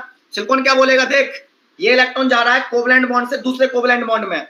एक कोवेलेंट बॉन्ड मतलब पर्टिकुलर सिलिकॉन के कोवेलेंट बॉन्ड से दूसरे सिलिकॉन के कोवेलेंट बॉन्ड में जा रहा है, तो सिलिकॉन इसको रोकेगा ना कि तू मेरा इलेक्ट्रॉन है, मत जा रे, मत जा, मत जा, तू क्यों जा रहा है भाई, तू मेरा इलेक्ट्रॉन है। पीछे से खींचेगा, मत जा, नहीं मैं तो जाऊंगा, इलेक्ट्रिक फील्ड लगी है, उधर वैकेंसी है बगल में, मैं तो जाऊंगा, इलेक्ट्रिक फील्ड लगी है, मैं तो जाऊंगा। और सिलिकॉन क्या बोल रहा होगा, पेरेंट एटम, मत जा, तू मेरा इलेक्ट्रॉन है, मत जा, मेरा कूलाम्बिक फोर्स ऑफ अट्रैक्शन तुझे परेशान करेगा, जाने से रोकेगा, मत जा रे, मत जा। लेकिन वो जाएगा। Are you getting it? वो जाएगा, यस और नो, वो जाएगा भाई साहब, वो जाएगा, मानेगा नहीं। सो meaning is that this electron will go, but difficulty के साथ जा रहा होगा कि नहीं जा रहा होगा, डिफिकल्टी के साथ जा रहा होगा कि नहीं जा रहा होगा। मतलब ये जो इलेक्ट्रॉन बैलेंस बैंड में मूव करता है या कोवेलेंट बॉन्ड में मूव करता है, इसकी मोबिलिटी कम होती है भाई। इसकी मोबिलिटी क्या होगी? कम होगी। क्यों कम होगी? क्योंकि कंडक्शन बैंड में मूव करने वाला या इंटर एटॉमिक गैप में मूव कर रहा था, उसको बोल रहा था वो मुझे कोई नहीं रोकेगा, मुझे कोई नहीं रोकेगा, बहुत आसानी से मूव कर रहा था। लेकिन कोवेलेंट बॉन्ड में जो इलेक्ट्रॉन मूव कर रहा है, मुझे सिलिकॉन एटम रोकेगा, मुझे सिलिकॉन एटम रोकेगा, मतलब इसकी मोबिलिटी कम है। सो हुज मोबिलिटी इज मोर? जो इलेक्ट्रॉन कंडक्शन में मूव करता है उसकी मोबिलिटी ज्यादा होती है, ठीक है। और जो इलेक्ट्रॉन आपका बैलेंस बैंड में या कोवेलेंट बॉन्ड में मूव करता है उसकी मोबिलिटी कम होती है। सो फ्री इलेक्ट्रॉन की मोबिलिटी ज्यादा है, इंटर एटॉमिक गैप में मूव करने वाले इलेक्ट्रॉन की मोबिलिटी ज्यादा है। सो मैं लिख सकता हूं mobility of electron, mobility of electron is more in interatomic gap, interatomic gap, and क्या बोल सकता हूं, okay, mobility of electrons, starting से देखो बेटा, कवर करो, mobility of electrons is less in covalent bond, covalent bond में मूव कर रहा है। ओके, नाउ अब बेटा करंट की बात करूं, ठीक है, अब समझना बेटा, इलेक्ट्रिक फील्ड थी, एक इलेक्ट्रॉन बैलेंस बैंड में मूव किया लेफ्ट टू राइट, करंट आया I1, एक इलेक्ट्रॉन मूव किया कंडक्शन बैंड में, उसकी वजह से करंट आया I2, net current I1 plus I2 आया। यहां बोलो एक इलेक्ट्रॉन मूव कर रहा है कहां पर बेटा, इंटर एटॉमिक गैप में लेफ्ट टू राइट, दूसरा इलेक्ट्रॉन मूव कर रहा है कोवेलेंट बॉन्ड में लेफ्ट टू राइट, दोनों की डायरेक्शन सेम है, नेट करंट आएगा I1 प्लस I2। तो मैं बैलेंस बैंड बोल दूं या क्या बोल दूं, कहां मूव कर रहा है इलेक्ट्रॉन, कोवेलेंट बॉन्ड में, और कोवेलेंट बॉन्ड में मूव कर रहा है electron. Okay, covalent bond, okay, electron move कर रहा है कंडक्शन बैंड में, या क्या बोल दूं कहां मूव कर रहा है, इंटर एटॉमिक गैप में, okay, electron is moving in inter atomic gap, okay, inter atomic gap में मूव कर रहा है इलेक्ट्रॉन या कंडक्शन में मूव कर रहा है, बात बराबर, उसकी वजह से करंट I2 आया, बैलेंस बैंड में कोवेलेंट में मूव कर रहा है, उसकी वजह से करंट I बनाया, नेट करंट क्या हुई I1 प्लस I2 दोनों की। अब बेटा net current I1 plus I2 है। अब आप कभी भी सेमीकंडक्टर पढ़ोगे, डायोड पढ़ोगे, बीजेटी पढ़ोगे, हमेशा क्या बोलोगे, net current in the semiconductor is I1 plus I2। I1 current उस इलेक्ट्रॉन की वजह से है जो कि बैलेंस बैंड में मूव कर रहा है, I2 करंट उस कौन से इलेक्ट्रॉन की वजह से, उस इलेक्ट्रॉन की वजह से है जो कि कंडक्शन बैंड में मूव कर रहा है। आपको इतने लंबे सेंटेंस बोलने पड़ रहे हैं, मतलब आपको आइडेंटिफाई करना पड़ रहा है, आपको बोलना पड़ रहा है, आपको इंडिकेट करना पड़ रहा है किस इलेक्ट्रॉन की वजह से, इलेक्ट्रॉन की पहचान बतानी पड़ रही है आपको। तो मीनिंग इज दैट आपके सेंटेंस लंबे हो रहे थे, समझाने में दिक्कत हो सकती है कि एक इलेक्ट्रॉन जो कि कंडक्शन में मूव कर रहा है, एक इलेक्ट्रॉन जो कि बैलेंस बैंड में मूव कर रहा है, दोनों की वजह से करंट सेम डायरेक्शन में आई, क्योंकि दोनों सेम डायरेक्शन में मूव कर रहे हैं, net current is I1 plus I2, clear, okay. इससे अच्छा है, एक जगह देखा मैंने कि ये इलेक्ट्रॉन मूव कर रहा है in the interatomic gap, valence band में या कोवेलेंट बॉन्ड में देखूं, जब एक इलेक्ट्रॉन यहां से यहां आया था तो वैकेंसी यहां आई थी, फिर इलेक्ट्रॉन यहां से यहां आया था तो वैकेंसी यहां आई थी, फिर इलेक्ट्रॉन यहां से यहां आया था तो वैकेंसी यहां आई थी। That's why we use term vacancy is moving in the opposite direction of electron in the valence band। और वैकेंसी मूव कर रही है इलेक्ट्रिक फील्ड के सेम डायरेक्शन में, so we can assume vacancy is a positive charge particle, that is holes is a positive charge particle. समझना बात को मेरी। तो मैं बोल सकता हूं, और एक इलेक्ट्रॉन मूव कर रहा है आपका कंडक्शन बैंड में, कंडक्शन बैंड में और इंटर एटॉमिक गैप में, इंटर एटॉमिक गैप में मूव कर रहा है, जिसकी वजह से करंट क्या आ रही है, जिसकी वजह से करंट क्या आ रहा है आपका, करंट बना दिया मैंने, ये लो करंट आ गया, ये इसको बोल दिया electron current IN, okay. Next बात करते हैं, एक IN आ गया करंट, ओके। नेक्स्ट दूसरा इलेक्ट्रॉन कहां मूव कर रहा है आपका, दूसरा इलेक्ट्रॉन मूव कर रहा है आपका, दूसरा इलेक्ट्रॉन मूव कर रहा है आपका, वेट करना थोड़ा, ओके। दूसरा इलेक्ट्रॉन मूव कर रहा है बैलेंस बैंड में, या क्या बोल सकता हूं, इसी की जगह बैलेंस बैंड में क्या मूव कर रहा है, वैकेंसी मूव कर रहा है, यस और नो, और करके इलेक्ट्रॉन मूव कर रहा है वैकेंसी, वैकेंसी क्या होगी आपकी, पॉजिटिव चार्ज पार्टिकल। व्हाई, क्योंकि इलेक्ट्रिक फील्ड के सेम डायरेक्शन में मूव कर रही है, या इलेक्ट्रॉन के अपोजिट डायरेक्शन में मूव कर रहा है, इलेक्ट्रॉन के डायरेक्शन में अपोजिट डायरेक्शन में मूव कर रहा है, मतलब पॉजिटिव चार्ज होगा वो। सो इलेक्ट्रॉन मूव कर रहा है ऐसे ऐसे, हम बोल सकते हैं वैकेंसी मूव कर रही है, मतलब मैं ऐसे बोल सकता हूं, यहां पर चाहूं तो बना सकता हूं डायग्राम, बाद में बना दूंगा मैं। होल्स मूव कर रहा है, अब क्या होगा, ये करंट हो गई IN, अब इस इलेक्ट्रॉन की वजह से करंट क्या आएगी, अपोजिट डायरेक्शन में, या होल्स की वजह से करंट बना दूं तो वो कैसी आ जाएगी, होल्स की वजह से लिखना स्टार्ट कर दिया मैंने, क्या लिख सकता हूं मैं, पॉजिटिव चार्ज पार्टिकल के हमेशा सेम डायरेक्शन में करंट, IP बोल दिया मैंने इसे, IP और IN सेम डायरेक्शन में है, नेट करंट क्या हो जाएगा बेटा तेरा, net current I net equal two electron current IN plus holes current IP, ऐसे लिख दूंगा मैं, okay. Now C IN plus IP। अब आपसे कोई बोले होल्स करंट का मतलब क्या है, तो पता है क्या बोलोगे आप, होल्स करंट का मतलब, होल्स इज नथिंग बट, भूल जाओ, इलेक्ट्रॉन की करंट जो कि इलेक्ट्रॉन मूव कर रहा है बैलेंस बैंड में, और IN इलेक्ट्रॉन करंट का मतलब क्या है, उस इलेक्ट्रॉन की करंट जो कि मूव कर रहा है कंडक्शन बैंड में। तो डिकोड हो गया, आप डायरेक्टली ऐसे लिखोगे IN प्लस IP, तो IN का मतलब हो गया कंडक्शन बैंड वाले इलेक्ट्रॉन की करंट, और IP का मतलब बैलेंस बैंड वाले इलेक्ट्रॉन की करंट, ठीक है। ओके ओके, हाँ अब बता रहा हूं ना मैं, रुको। सो अब क्या आ गया, बैलेंस बैंड वाला इलेक्ट्रॉन जितनी स्पीड से मूव कर रहा होगा उतनी स्पीड से होल्स मूव कर रहा होगा, बैलेंस बैंड में जितना ये इलेक्ट्रॉन यहां से यहां मूव किया उतनी स्पीड से होल्स आया होगा, इलेक्ट्रॉन जितना यहां से यहां मूव किया उसी स्पीड से होल्स आया होगा। मतलब मैं ये बोल रहा हूं कि बैलेंस बैंड में हो क्या रहा है, कि बैलेंस बैंड की बात करूं मैं, बैलेंस बैंड में या कोवेलेंट बॉन्ड की बात करूं, कोवेलेंट बॉन्ड की बात करूं, कोवेलेंट बॉन्ड की बात करूं, कोवेलेंट बॉन्ड की बात करूं, तो इसमें इलेक्ट्रॉन मूव कर रहा है ऐसे, ओके ओके। पहले वैकेंसी आती, या और कर कैसे बोल सकता हूं, वैकेंसी आती, यहां से यहां पहुंच रही है वैकेंसी, यहां से यहां पहुंच रही है, यहां से यहां पहुंच रही है, यस और नो, यही मीनिंग हुआ कि नहीं हुआ, बैलेंस बैंड को दिखा दिया मैंने, covalent bond. Electron left to right move कर रहा है तो holes right to left move करने लगा आपका। अब बात करते हैं कि होल्स की मोबिलिटी क्या होगी। होल्स की मोबिलिटी का मतलब क्या है? Mobility of electron in the valence band. That's why therefore mobility of electron is greater than mobility of hole. आप इसको ऐसे देखो, μ1 इज ग्रेटर देन μ2। μ1 क्या है? Mobility of electron in the conduction band या इंटरएटॉमिक गैप, और μ2 का मतलब क्या है? Mobility of electron in the valence band या कोवलेंट बॉन्ड, जो कि स्पीड से मूव नहीं कर पा रहा है। ओके, यस और no? So that's why mobility of electron is greater than mobility of holes. Are you getting it? Visualize हुआ? इलेक्ट्रॉन देखा, जो पोस्टर डाला था मैंने, इलेक्ट्रॉन भी दिखेंगे और एनर्जी बैंड डायग्राम बात करेंगे। यस और नो? इलेक्ट्रॉन्स भी दिखेगा और एनर्जी बैंड डायग्राम बात करेगा। ओके, नाउ अब mobility greater than mobility of holes है, mobility of electron is greater than mobility of holes. Okay, now अगर हम एक रिलेशन की बात करें, ठीक है, still today I learn it completely wrong. अब मैं बोल रहा हूँ ना, सब चीजें रॉन्ग थी, मैंने ऐसे ही नहीं बोला था कि अपनी पढ़ाई कर रहा हूँ या कुछ भी कर रहा हूँ। That's a fact. Okay, now अगर मैं एक डेरिवेशन करूं कंडक्शन प्रोसेस इन मटेरियल, तो वहां पर एक रिलेशन देखने को मिलेगा मुझे, mu equal to charge into scattering time tau upon mass, mu equal to E tau by M. E equal to charge of electron, tau is the scattering time. Okay, this is the scattering time, scattering time. ये derivation कर सकते हैं but not required. Okay, मैं simple मैं बोल दूंगा, mobility of mass क्या हुआ, इसका मतलब क्या हुआ? Mobility and mass are inversely proportional.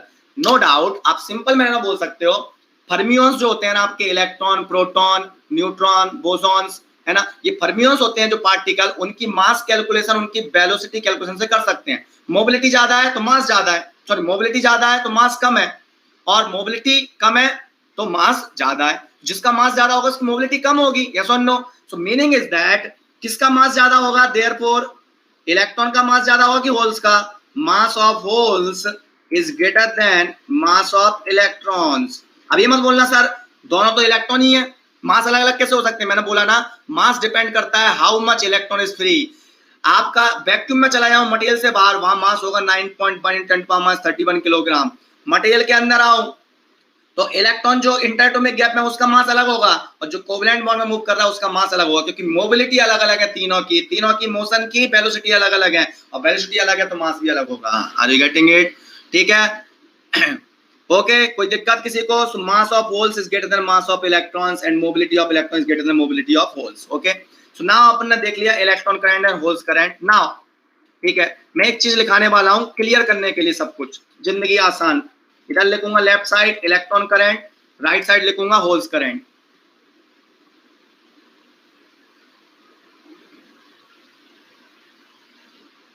Okay, electron derivation कर देंगे अपन, डेरिवेशन तो कभी भी ड्राइव कर दें, डेरिवेशन कर देंगे अपन ड्राइव। एक डेरिवेशन करना है मुझे जिससे मेरी ड्रिफ्ट करंट आ जाएगी आपकी। अभी पढ़ेंगे अपन पढ़ेंगे, सब कुछ पढ़ेंगे, टेंशन मत लो, सब आएगा एनी हाउ, सही वक्त पर सब चीजें आएंगी। होल्स करंट ईडीसी में तो आपको कहीं पर भी ये लगे सर इसका डेरिवेशन कराओ, मैं करा दूंगा। मुझे बोलते सर इसका डेरिवेशन करा दो, बस मतलब बोल देना सर ये बता दो, बस मैं रेडी हूं उसके लिए। Okay, electron current and holes current. Yes, now see electron current and holes current. What is the meaning of electron current? What is the meaning of electron current?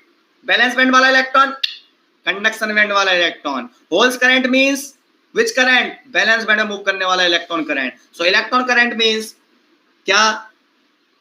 a free electron is moving, a free electron is moving, yeah, an electron is moving in the what? In the conduction band. Electron is moving in the conduction band. Electron free electron है या conduction band move करने वाला electron है। अब बात तीसरा, conduction band की energy high होती है। देखो भैया, कंडक्शन बैंड हाई एनर्जी होती है, energy vertical axis, high energy is the conduction band, valence band is the low energy. We can say electron high energy पे मूव कर रहा है, an electron is moving at at higher energy level, higher energy level पर move कर रहा है। और क्या ले सकता हूं मैं, इलेक्ट्रॉन इंटर एटॉमिक गैप में मूव कर रहा है, वो भी वही क्या है आपकी electron current, and electron is moving in inter atomic gap, atoms के बीच का गैप, इंटर एटॉमिक गैप, या क्या बोल सकते हैं उसी को, इंटर एटॉमिक गैप को इंटरस्टिशियल गैप। ओके, ना होल्स करंट को लिखेंगे। क्या फ्री इलेक्ट्रॉन है, होल्स का मतलब फ्री इलेक्ट्रॉन से क्या नहीं, होल्स का मतलब कोवलेंट बॉन्ड में मूव करने वाला electron, meaning is that a bound electron, bound है वो electron, bounded electron, bound electron is moving, उसकी जिंदगी में दिक्कत है, या an electron is moving okay from one covalent bond to another covalent bond, another covalent bond। Next कहां move कर रहा है ये, कंडक्शन बैंड तो valence band, and electron is moving in the valence band. Next higher energy level पर कि lower energy level पर, lower energy level पर, an electron is moving at lower energy level, lower energy level, okay, an electron is moving at lower energy level, तो mass of holes is greater than mass of electron, mobility of electron is greater than mobility of holes, okay, so holes current is nothing but a electron current। अब बेटा देखो, अगर कोई आपसे interview में पूछे, समझना बेटा बात को, अगर कोई आपसे इंटरव्यू में पूछे व्हाट इज होल्स, तो आप बोलना होल्स होता ही नहीं है सच, इलेक्ट्रॉन ही होता है बैलेंस बैंड में मूव करने वाला।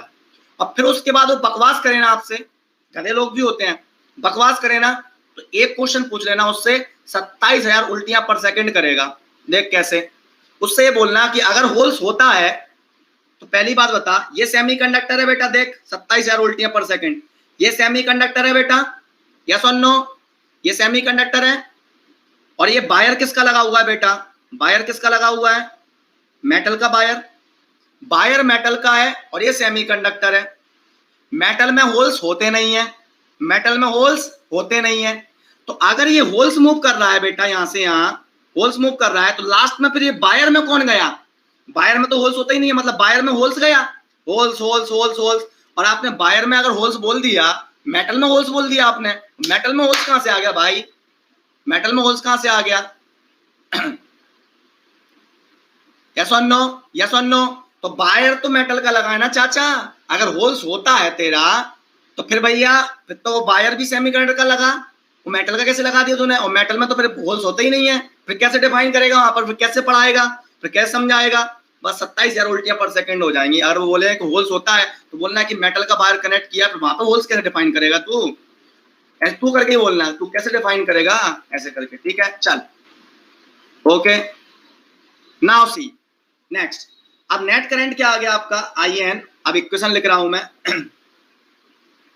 Electron current sorry net current I net क्या है सेमीकंडक्टर में, electron current plus holes current, मैं ड्रिफ्ट और डिफ्यूजन करंट लिखाऊंगा बाद में,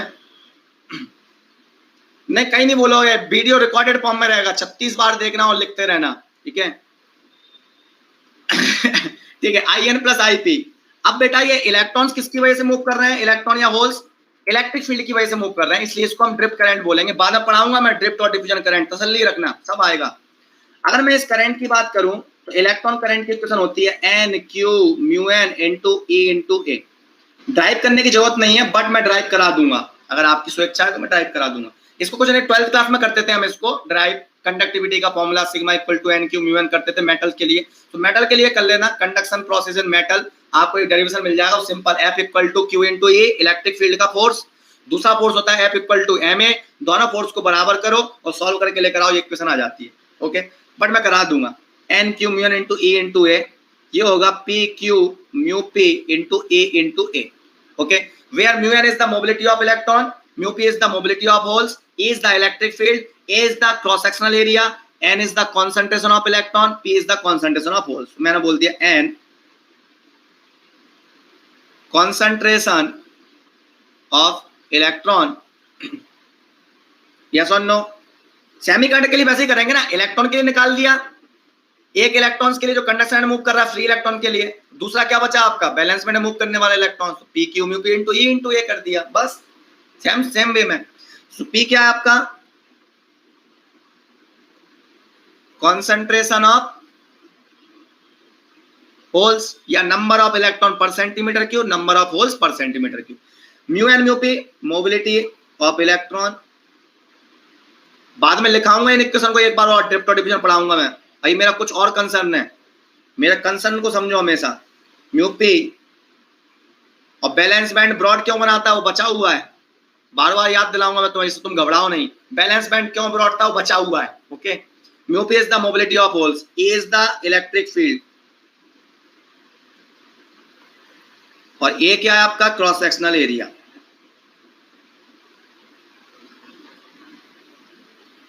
अब बेटा मुझे एक चीज बताओ इसमें कि अगर मेरा एक इंट्रिंसिक सेमीकंडक्टर है, ये इंट्रिंसिक सेमीकंडक्टर चल रहा था, इंट्रिंसिक सेमीकंडक्टर, कोई डोपिंग नहीं किया मैंने। अब बेटा मुझे इसमें एक चीज बताओ, अगर मैं इलेक्ट्रिक फील्ड को कांस्टेंट रखूं, मान लो एक इंट्रिंसिक सेमीकंडक्टर है, बैटरी लगाया मैंने, बैटरी का वोल्टेज फिक्स है, मटेरियल का एरिया फिक्स है, मटेरियल के डायमेंशन फिक्स है, मटेरियल के अंदर इलेक्ट्रॉन और होल्स की मोबिलिटी भी एक पर्टिकुलर नंबर पर होगी, जब लगभग constant, Q is constant, Q constant, mobility constant, E constant, area constant. अगर मुझे करंट बढ़ानी है, कंडक्टिविटी बढ़ानी है सेमीकंडक्टर की, तो क्या करना पड़ेगा मुझे, N और P की वैल्यू बढ़ानी पड़ेगी। अगर मैं इलेक्ट्रिक फील्ड को कांस्टेंट रखना चाहता हूं, क्योंकि इलेक्ट्रिक फील्ड क्यों नहीं बढ़ाऊंगा मैं, क्योंकि इलेक्ट्रिक फील्ड तो एनर्जी है ना, बैटरी है ना, हम क्यों बैटरी की एनर्जी ज्यादा लगाएं हम ज्यादा करंट के लिए, वो तो मिल ही जाएगा, मैं बैटरी ज्यादा लगाओ करंट ज्यादा मिल जाएगा, वो तो हमें भी पता है।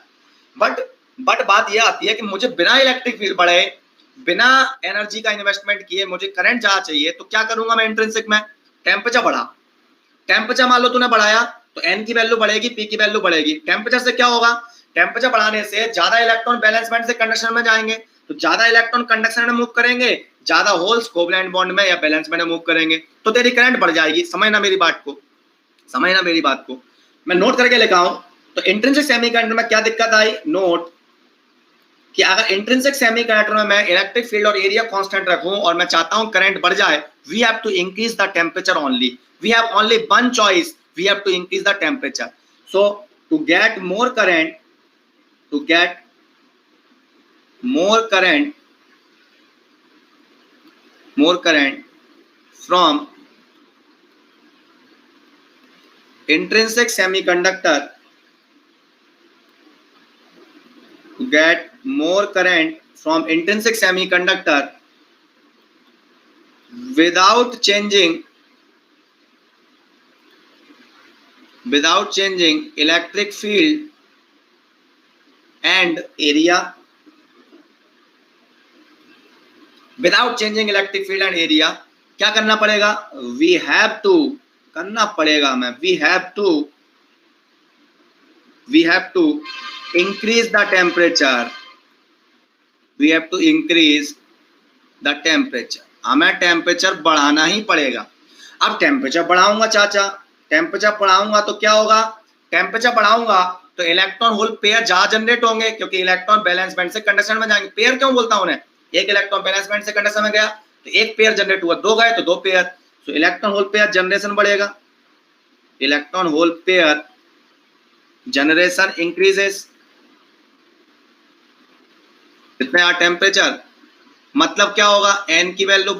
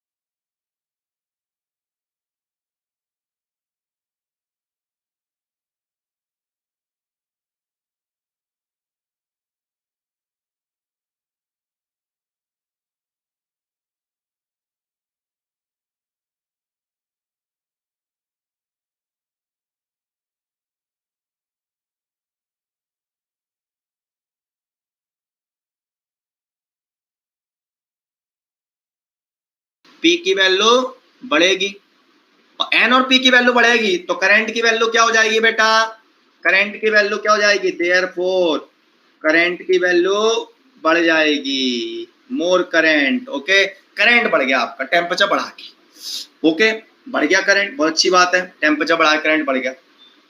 अब बात करते हैं हम एक्सट्रिंसिक सेमीकंडक्टर की, एक्सट्रिंसिक सेमीकंडक्टर की।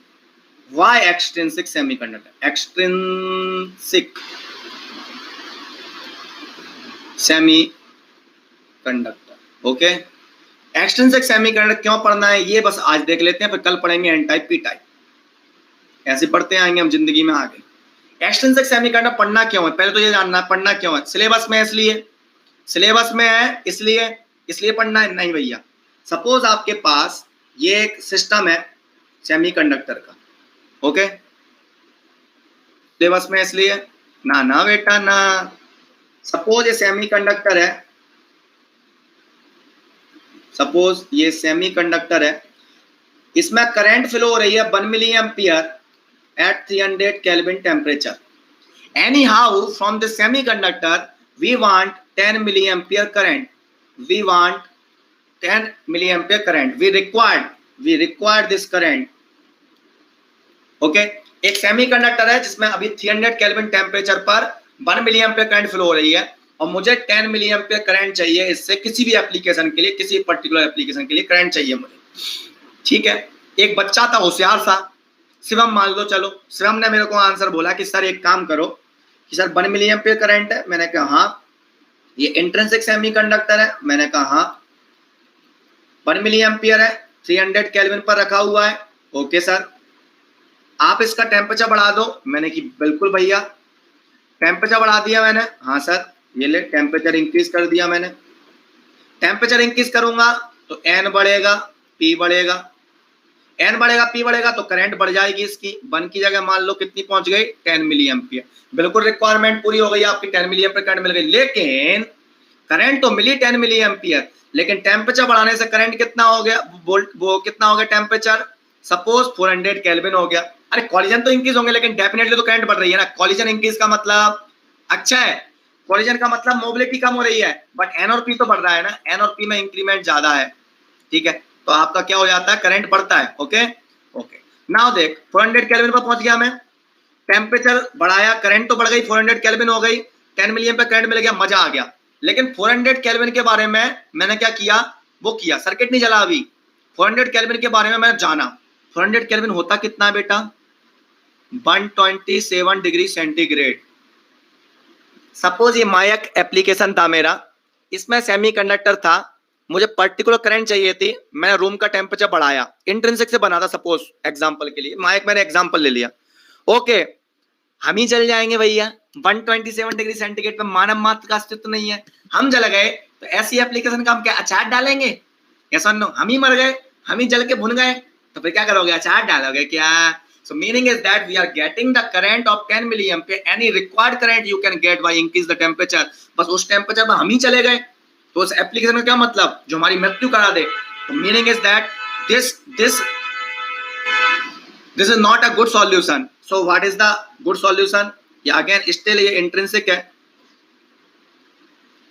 ओके, नाउ मैंने क्या किया कि सेमीकंडक्टर इंट्रिंसिक है, फुकरे है ये फुकरे जानता है, मतलब ये रिंकिया के पापा मेरा स्टूडेंट रहा है, ये इंदौर का स्टूडेंट है मेरा, यस और नो, जल्दी जल्दी बता दूं, रिंकिया के पापा तो मेरा स्टूडेंट है क्या, अच्छा एनालॉग बता रहा हूँ, okay okay. Intrinsic 1 milliampere 300 kelvin पर ये 1 मिली एम्पियर करंट दे रहा है,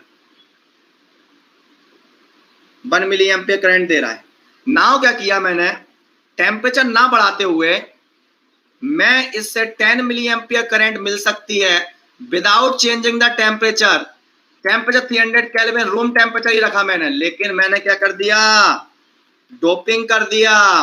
डोपिंग करने से क्या होता है बेटा, डोपिंग करने से क्या होता है, कैरियर कॉन्सेंट्रेशन बढ़ेगा। देखेंगे हम नेक्स्ट लेक्चर में कि कैसे इलेक्ट्रॉन बढ़ेंगे एन टाइप में और पी टाइप में होल्स कैसे बढ़ेंगे। मीनिंग इज दैट अब ये कन्वर्ट हो गया आपका एक्सट्रिंसिक में, कन्वर्ट हो गया ये डोपिंग करके। सो meaning is that without increasing the temperature we can get required current at room temperature by extrinsic semiconductor. So meaning is that we can write without extrinsic semiconductor. Why extrinsic? Without extrinsic semiconductor, it is not possible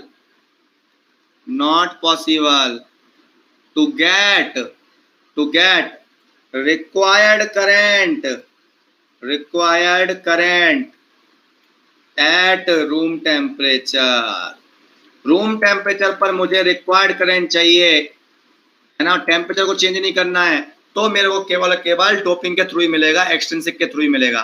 so without changing temperature you want more current, we have to go for doping. इसलिए हम doping पढ़ेंगे, इसलिए हम कल पढ़ेंगे N type and P type. Intrinsic use करते हैं. Intrinsic का यूज है पिन डायोड में यूज करेंगे पी एन, और बीच में इंट्रिंसिक लेयर हम जोड़ेंगे उसमें, जिससे उसका ब्रेकडाउन वोल्टेज बढ़ जाए. Okay, intrinsic semiconductor will used. Okay, no doubt. Okay, now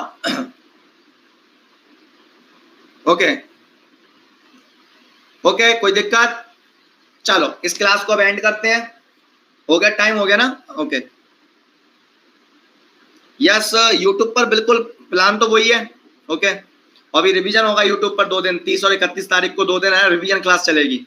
okay, on YouTube. जितना मैंने पढ़ा दिया ईडीसी उतना उस पर रिवीजन ले रहा हूं. आइडिया दे दिया जाए रिवीजन का.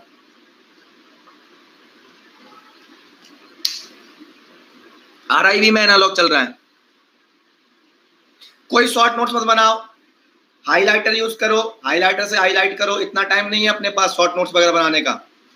ओके, पिन डायोड बता दूंगा मैं, कहीं पे ही बता दूं, कोई सा ही बता दूं. तुम पहले तो अपन सिलेबस कंप्लीट करेंगे, सिलेबस के बाद साल भर में तुम जब मेरे को बोलो सर वो बता दूंगा. एनालॉग का इंग्लिश बैच स्टार्ट होगा, सब होंगे. ईडीसी कंप्लीट होने दो, let me complete the EDC. Analogue होगा इंग्लिश बैच में. ओके, इंग्लिश बैच में होगा. ओके, होगा ईडीसी के बाद होगा. ईडीसी तो कंप्लीट हो गया. ईडीसी चल रहा है, मेरा रैंक कंप्यूटर बैच में एनालॉग चल रहा है, सुबह यूट्यूब पर चल रहा है, तो कैसे हो पाएगा? तो जब ये कंप्लीट हो जाएगा 4 सितंबर के बाद फिर से इंग्लिश बैच में आएगा. Okay, now okay, good night all of you. Okay, ठीक है, चलो. ओके, अब मुझे लग रहा है डेडिकेशंस की लाइन लगेगी. अब ईडीसी स्टार्ट हो गया. एनालॉग में तो क्या ठीक है चल रहा था, अब लगेगी लाइन डेडिकेशंस की, मुझे पता है. Okay, good night. Okay okay, bye bye, फिर मिलते हैं. क्वेश्चन की टेंशन मत लेना, सब होंगे. अपन कॉन्सेप्ट डेवलप करें, अपन सब होंगे, टेंशन मत लेना.